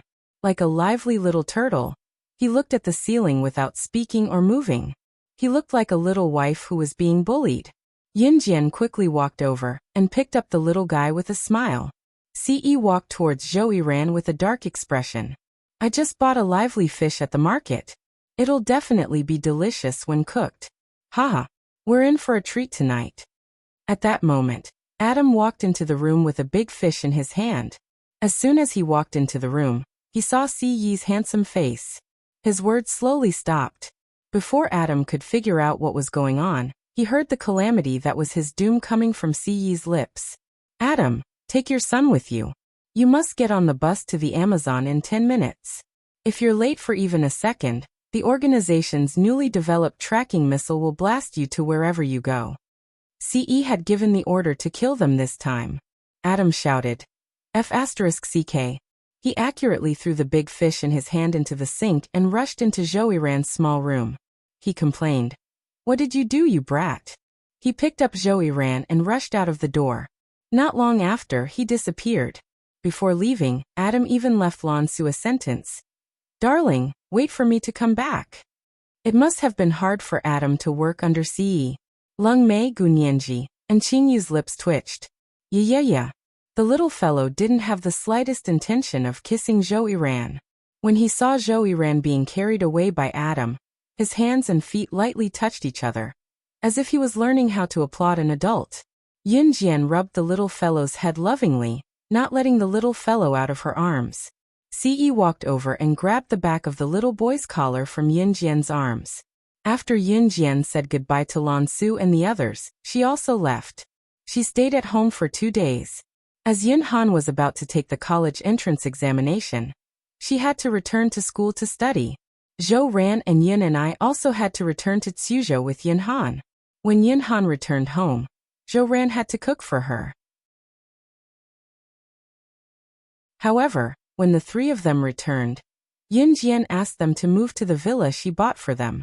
She only left after making sure that old mistress and her group would not harass them again.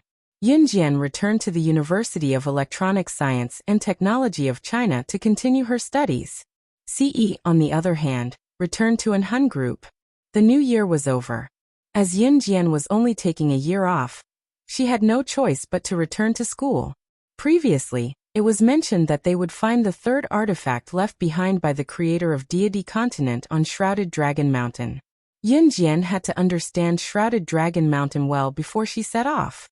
As soon as Yin Jian returned to school, Mo Bufan, Zhou Huntao, and Zhou Dun from the Martial Arts Society organized the members of the society to welcome Yin Jian back.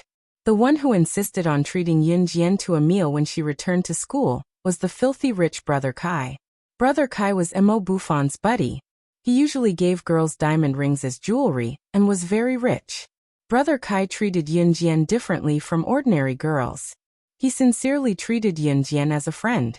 Brother Kai called a large group of people and went to a nearby bar to welcome Yin Jian back. Here, this is Yin Jian, the president of our school's martial arts society. She took a year off and came back today. In a large private room, Brother Kai introduced Yin Jian to some juniors who had just entered school not long ago. Translator. Tim Editor, Globeglotter.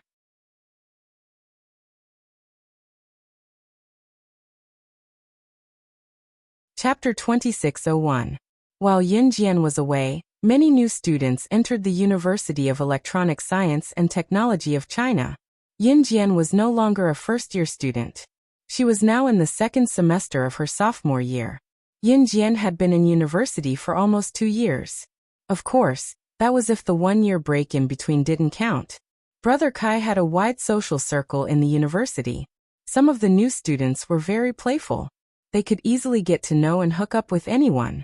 The people they hooked up with liked to brag in front of them and introduce them to the so-called awesome people. As a matter of fact, they quickly used their connections to get to know Brother Kai. There were at least a dozen university students present. They were freshmen who had just entered the university, and all of them were dressed gorgeously. A few of the girls with better figures were wearing shorts that revealed their buttocks. Their upper bodies were wearing tights that revealed their cleavage, slim waists, and belly buttons. The boys were wearing designer clothes and branded sports shoes. A few of the boys were wearing imitation sports shoes. In their youth, in order to show off, most boys who didn't come from rich families would buy high-end imitation shoes to wear. Only Yin Jian was wearing casual clothes. Her clothes weren't bad, but they were too ordinary for girls who like to look good. Brother Kai, this is the president of the martial arts club. She's so beautiful. A first-year female student who was proud to know Brother Kai walked towards Yin Jian.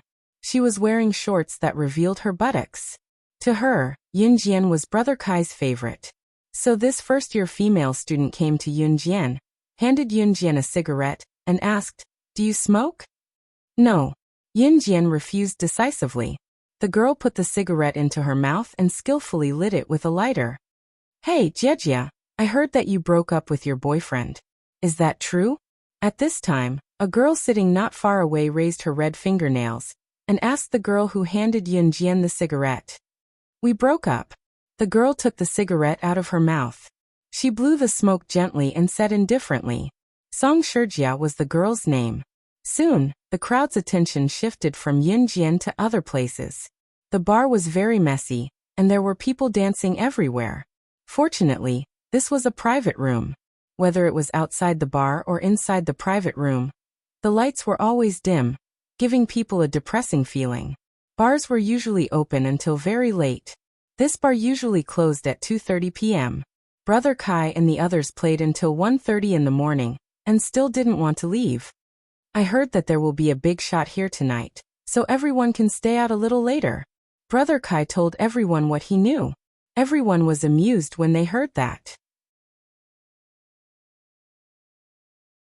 When it was 2 in the morning, most of the people outside the bar had already left in 2s and 3s, but the people in the private rooms were still very awake. "Dear customers, these drinks are free of charge in our store. Please have a taste." At around 2 o'clock in the morning, several people dressed as waiters walked into the private room. They placed some drinks on the table and left the room. Hey, this bar is not bad. They know that our expenses are high, so they give us free drinks. Zhou Huntao from the martial arts club complained. After the waiters walked out of the private room, he poured a glass of orange juice and was about to drink it. However, before Zhou Huntao could drink the orange juice, everyone suddenly heard an inconspicuous voice that was as pleasant as the sound of nature. Suddenly, they heard a voice that was not eye-catching, but was as pleasant as the sound of nature. Can't drink, the drink is mixed with drugs.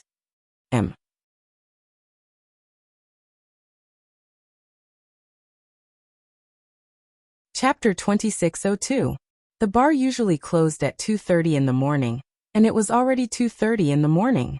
The group came late and didn't have enough time to play, so they played until very late. The bar was the most crowded in the morning, but after 2 o'clock in the morning, when the night was quiet and there were only a few people in the bar, anything could happen. Always remember that 90% of the things in this world only happen when you look for them. Free things are poison, so never touch them. Yin Jian's eyes flashed sharply. She finished speaking and stood up. Zhou Huntao had already put the teacup to his mouth, but when he heard Yin Jian's words, he quickly moved his mouth away and spat out some orange juice on the ground. F***ck this. Zhou Huntao didn't have time to consider whether Yin Jian was telling the truth or not before he shouted in shock. Knockout drug. Song Shijia, who had just handed Yin Jian a cigarette, was shocked. Everyone around them was so scared that their faces turned pale. Yin Jian walked up and opened the bottles of free alcohol and drinks one by one. She put them at the tip of her nose and sniffed. These free alcohol and drinks are all mixed with knockout drugs. The concentration isn't high, but if you drink it all, it's enough to knock everyone out, Yin Jian said after sniffing all the alcohol and drinks. You know about this too? Song Shijia asked in fear. Yin Jian didn't reply to Song Shijia.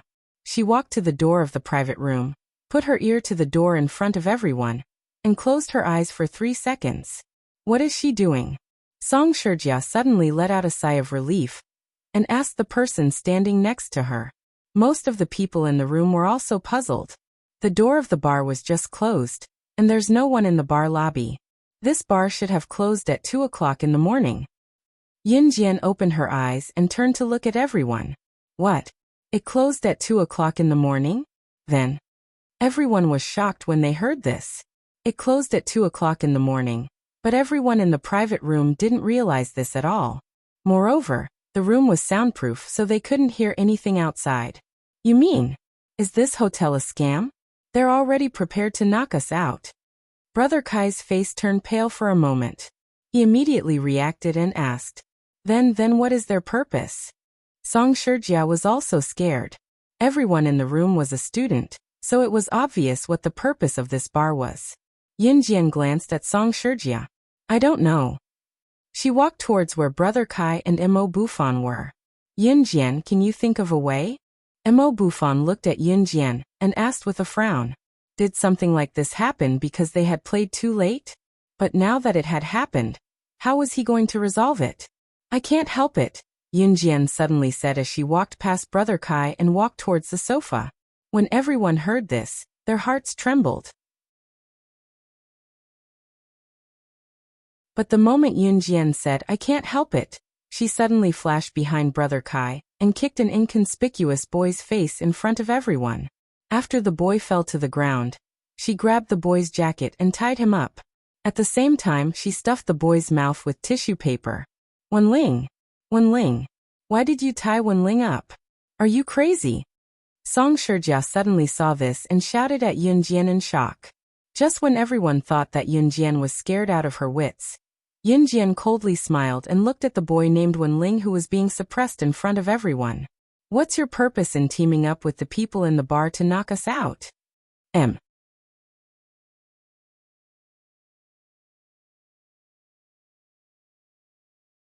Chapter 2603. Wenling and Song Shijia knew each other, and they were all freshmen. Not long after they entered the school, they started fooling around with everyone. Usually, he looked like an outstanding and helpful boy.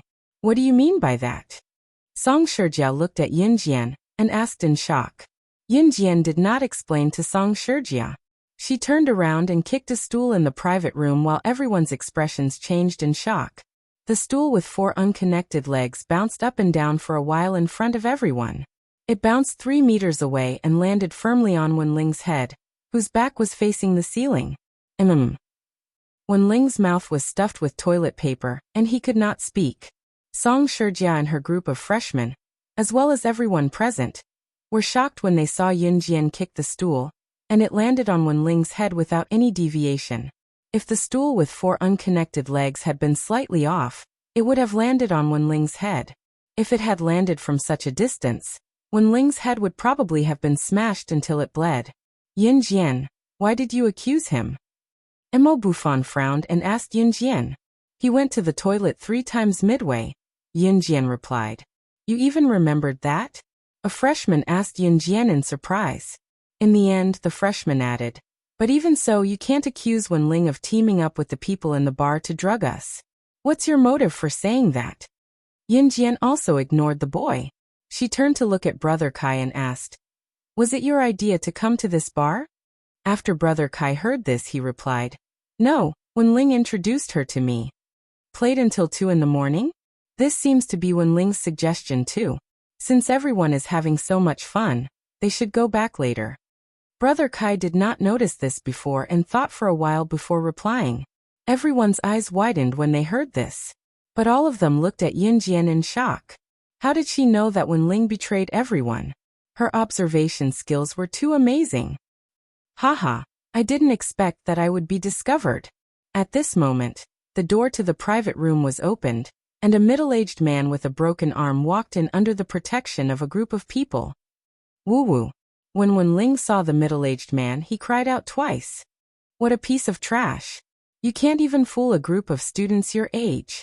Do you still want money for your mother's treatment? The middle-aged man with a broken arm glared at Wenling and chuckled. Brother Dahao, the injection is ready. At this moment, one of the men standing behind the middle-aged man said. This middle-aged man called Brother Dahao was a big shot in the bar. Moreover, Brother Dahao was an expert in the world of drug trafficking. He had his eyes on the students in the university town of Jiang City since a long time ago. This time, he planned to make a fortune from Wenling, inject them with drugs. I don't believe it. Brother Dahao instructed his subordinates with an authoritative look. However, just as Brother Dahao finished speaking, a group of armed men dressed in black suddenly rushed in from outside the door. This group of people appeared here without any warning, as if they were envoys of the night. When Song Shijia and the others saw this, their eyelids twitched. When they saw the leader of this group of armed men dressed in black, Brother Dahao's expression changed drastically. He immediately lowered his head and exclaimed in front of everyone, "You! Why are you here?"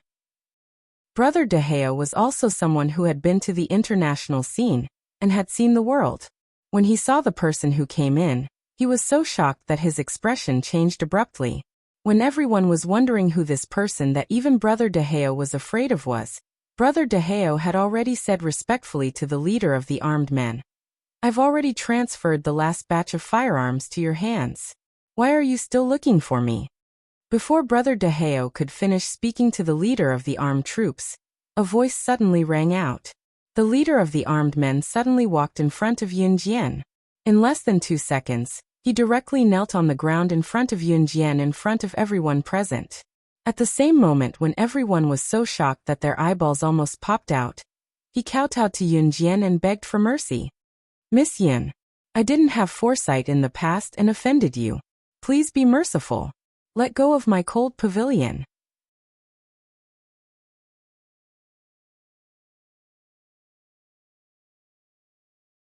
Chapter 2604. The person who came was not an outsider. He was Si Yi's biological father on Earth, Si Chu. Ding. Ding. At the same time, he was the head of the Cold Pavilion, an arms family. Ever since Si Chu failed to force Si Yi to marry him a few years ago, Si Yi had severed all ties with Si Chu. The Cold Pavilion was an internationally renowned arms family. Yin Jian had been eyeing it for a long time. A few months ago, she got the chance to take over the Cold Pavilion. Before Yun Jian made her move, She even asked Ce if she had feelings for the cold pavilion. Ce's reply was, "If you like it, it's yours." A few days ago, the cold pavilion was completely destroyed by Yunjian, and its arms family fell into Yunjian's hands. However, they did not expect Si Chu to come here and beg for mercy. What's going on? What's going on? Brother Deheo was horrified. When the people present saw this scene, they all turned to stare at Yunjian. Brother Deheo was such a powerful person, yet he actually knelt down and begged for mercy in front of Yunjian. "Senior, this is..." Song Shijia looked at Yunjian in a daze and was about to speak. "I don't know him." Yunjian interrupted Song Shijia and glanced at Si Chu.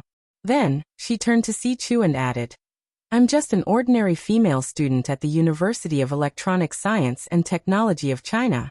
You must have mistaken me for someone else." It turned out that he had mistaken her for someone else. Everyone heaved a sigh of relief. "Yunjian, I thought you were in the underworld. You actually colluded with an arms family." Zhou Huntao heaved a sigh of relief.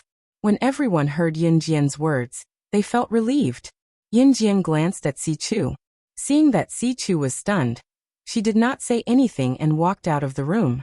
Mo Bufan, Brother Kai, Song Shijia, and the others saw that Yunjian actually left the private room in front of Brother Deheo and the others. They were afraid that Brother Deheo wouldn't let them go, so they quickly chased after Yunjian. Brother Deheo was afraid of Si Chu, so he didn't dare to send people to chase after them. He just watched as Yunjian and her group disappeared before his eyes. After Yunjian and the others left, Brother Deheo swallowed hard. He looked at Si Chu and said in a slightly flattering tone, "She's gone. Do you want me to send someone to bring her back for you to confirm?"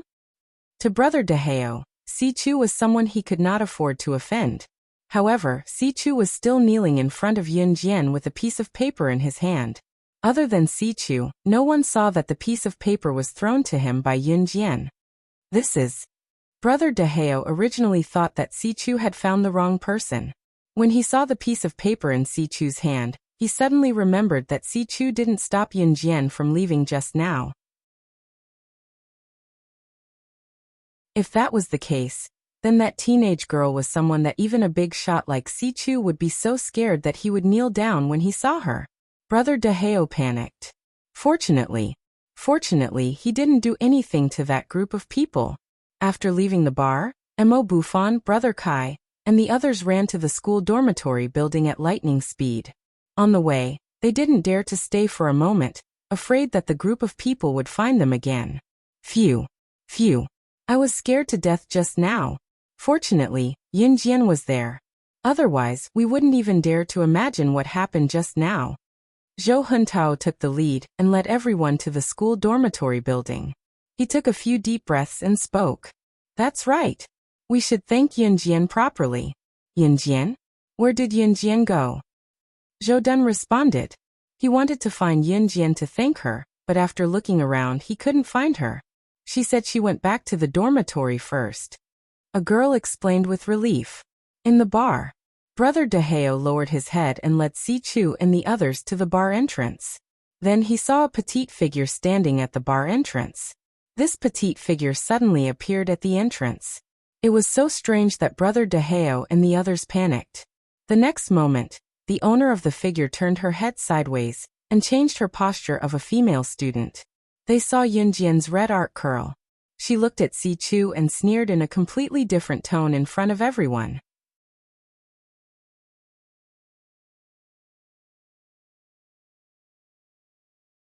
Chapter 2605. She wanted to kill Si Chu. Brother Deheo's plump body trembled violently. He took 2 steps back, but his eyes were fixed on Yunjian. Were these words really supposed to come from the mouth of a young girl who was less than 20 years old? Who was this young girl? You still have 30 seconds. My knife doesn't have extra time for you to think. Brother Deheo had just recovered from the shock when Yunjian's cold voice sounded again. If Si Chu didn't come, Yunjian wouldn't deliberately find him and kill him. But Si Chu came to find him, so he should blame himself. At this time, even Brother Deheo, who had nothing to do with this matter, felt his heart tremble violently. You still have 10 seconds. I forgot to tell you that my knife tells me that it wants to suck more people's blood. It will use all of your blood to feed my knife. Yunjian stood in a dark place with a shiny butterfly knife in her hand.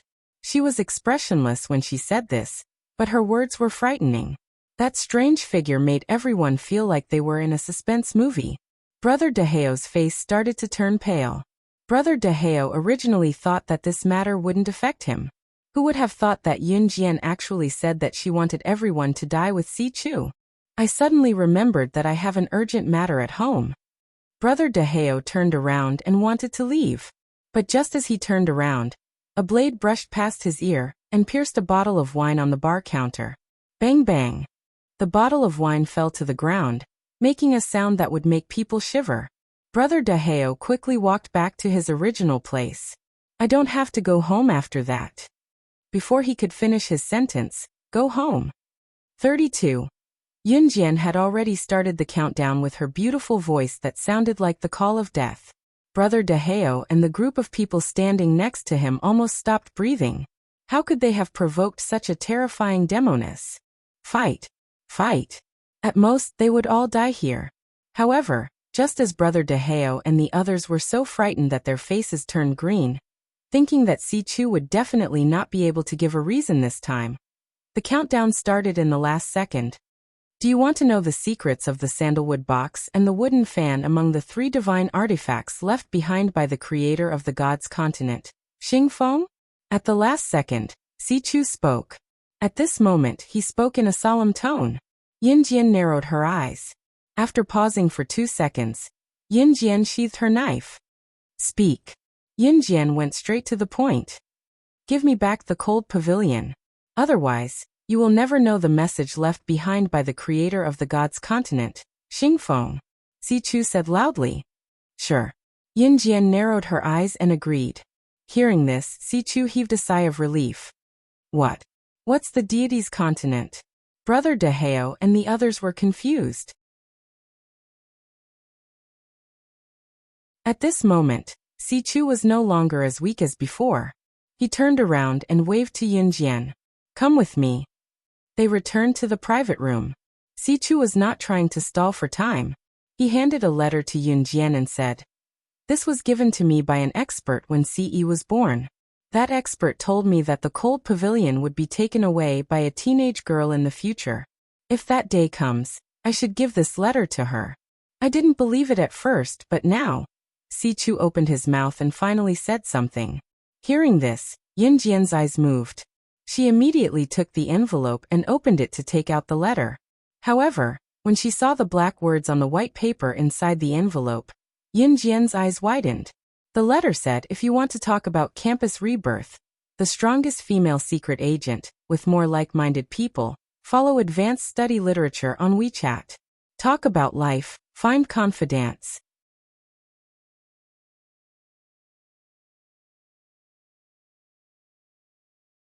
Chapter 2606. The appearance of the letter was very ordinary. There was nothing special about it. However, the words on the white paper made Yunjian's eyes widen. This was because this letter did not come from Earth, nor did it come from the Yulong continent, nor did it come from the deity continent. It came from another world. It was a handwritten letter left behind by the creator of deity mainland, Xingfeng. After reading the contents of the letter, Yunjian looked up at Si Chu and asked, Who was the person who gave you this letter? I don't know. I only know that the person was wearing a ghost mask and was dressed very ordinarily. I don't know anything else, Si Chu replied. The words ghost mask were deeply imprinted in Yunjian's heart. She had heard Yiji mention before that Yuan Xing, who sent her the letter, wore a ghost mask all year round. If that was the case, could the person named Yuan Xing be related to the creator of deity mainland, Xingfeng? Perhaps he would know more about Xingfeng. Holding the letter in her hand, Yunjian turned around. She took 2 steps forward and turned back to look at Si Chu. She asked, Have you read this letter? No. I don't know why, but I can't open this letter, Si Chu replied immediately. Yunjian did not say anything. She turned around and left. After Yuan Xing took Yiji away last time, she was sent back to Qin Yura's house. However, In order to overcome her fear of this world, Yiji went to school again. She was still a boarding student. Therefore, Yunjian had not seen Yiji during this period. She suddenly went to Yiji's school to look for her. When Yunjian arrived at Yiji's class, all her classmates looked at Yunjian in surprise. Yiji, someone is looking for you. It was a self-study class. A student who was sitting on the podium and acting as a teacher looked after the students spoke to Yiji. Hearing this, Yiji stood up trembling and walked out. Come with me. Yunjian glanced at Yiji and grabbed her hand to go outside. Oh. Yiji's classmates saw Yunjian grabbing Yiji's hand. They looked as if they knew a secret. However, Yunjian ignored them. Yiji lowered her head in fear. Yunjian brought her to the most secluded place in the school where no one could see her. Do you know where the person who sent me the letter is? Yunjian asked. Yiji was stunned and then shook her head. He hasn't appeared in front of me in a long time. To Yuan Xing, she was probably just a passerby in his life, an irrelevant person. Therefore, it was impossible for Yuan Xing to revolve around her. Because even when she was bullied in the past, Yuan Xing only stood by the side and did not do anything. She was not important to him at all. Yunjian's eyes narrowed. Close your eyes. Yunjian suddenly told Yiji. Yiji was stunned, but she still closed her eyes. She believed everything Yunjian said. As soon as Yiji closed her eyes, Yunjian raised her hand and slapped Yiji's face. If this slap landed on Yiji's face, Yiji would definitely fall to the ground. Yunjian did not hold back. However, just as Yiji felt a gust of wind on her face, her hand was suddenly pulled. In the next second, Yunjian saw a tall man wearing a ghost mask appear. He pulled Yiji to his chest from behind. Come. Wonderful book house.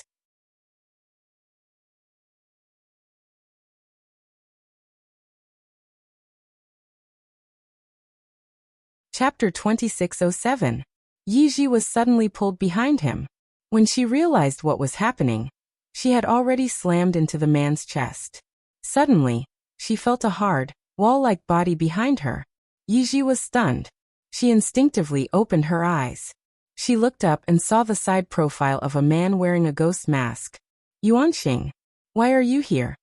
Yiji looked at the man in the ghost mask. Her red lips moved slightly and she frowned in surprise. After all, ever since Yuan Xing took her away and sent her back to Qin Yi's house and she entered the school, Yuan Xing had not appeared for a long time. Why did he appear today? He's been following you. Yunjian looked at Yuan Xing, who was wearing a ghost mask. Her lips curved into a red arc as she chuckled. Finally, Yunjian paused. She narrowed her eyes and stared at Yuan Xing. She said in a firm tone, You're Xingfeng's man. Yuan Xing was a follower of deity's continent's creator, Xingfeng. Yiji did not understand anything. She blinked her eyes and crawled out from Yuan Xing's chest. At this moment, Yuan Xing patted Yiji's head. Under the mask, his face was expressionless, and his lips moved slightly. Go to class. Yuan Xing said to Yiji. Oh. Yiji did not get a reply from Yuan Xing. She scratched the part of her head that was touched by Yuan Xing, and walked to the classroom in confusion. You like her? As soon as Yiji left, Yunjian looked at Yuan Xing with a beautiful and flirtatious smile. Yuan Xing's eyes followed Yiji until she disappeared in front of him. His lips under the mask twitched slightly. He looked away and replied to Yunjian, I don't hate her. That was liking her. Yunjian did not say much, merely smiling with her lips pressed together. Back to the topic at hand. Yunjian's smirk faded abruptly. She turned around and walked to a thick tree, taking 2 steps forward before stopping. Yunjian, who was holding the letter from Sichu, turned sideways and looked at Yuan Xing. She could not help retorting. If my guess is correct, as the creator of the god's continent, Xingfeng has the ability to foresee the future. Yunjian's words made Yuan Xing's feet move. His eyes darkened. There was silence all around. Silence. It was so quiet that even the sound of breathing could be heard. It was so long that the school bell was about to ring. Yes. A nod suddenly sounded from Yuan Lin's mouth. When Ce was born on Earth, Yuan Shen gave this letter to Sichu. He told Si Chu that there would be a day when the cold pavilion would be taken away by a young girl. He also told Si Chu to give this letter to Yun Jian on that day. This meant that either Yuan Xing or Xing Feng had the ability to foresee the future. There was no doubt that the person who had this ability was Xing Feng. So now, it's time to tell me what you know. Yun Jian said as she waved the letter between her index and middle fingers. Yuan Xing took 2 steps to the side after being seen through. He turned around and looked at Yi Ji in the teaching building. Since you already know, I won't hide it from you. Yuan Xing paused and suddenly grinned. Just as Yun Jian stared at him, Yuan Xing reached out and took off his ghost mask from behind. His slender fingers gently removed his mask. The face under the mask was extremely handsome. There was a hint of delicacy in his handsomeness. This was not what Yun Jian noticed. Yun Jian's focus was on. This face was very similar to Shui Ying's. You are. Yun Jian frowned. Yuan Xing raised his eyes and looked at Yun Jian. When Yun Jian frowned, he immediately said, "Let me reintroduce myself. My name is Yuan Xing. My father is Shui Ying. My mother is Si Luo. As for Xing Feng, he is the child of you and your husband Si Chu. We are from the future world."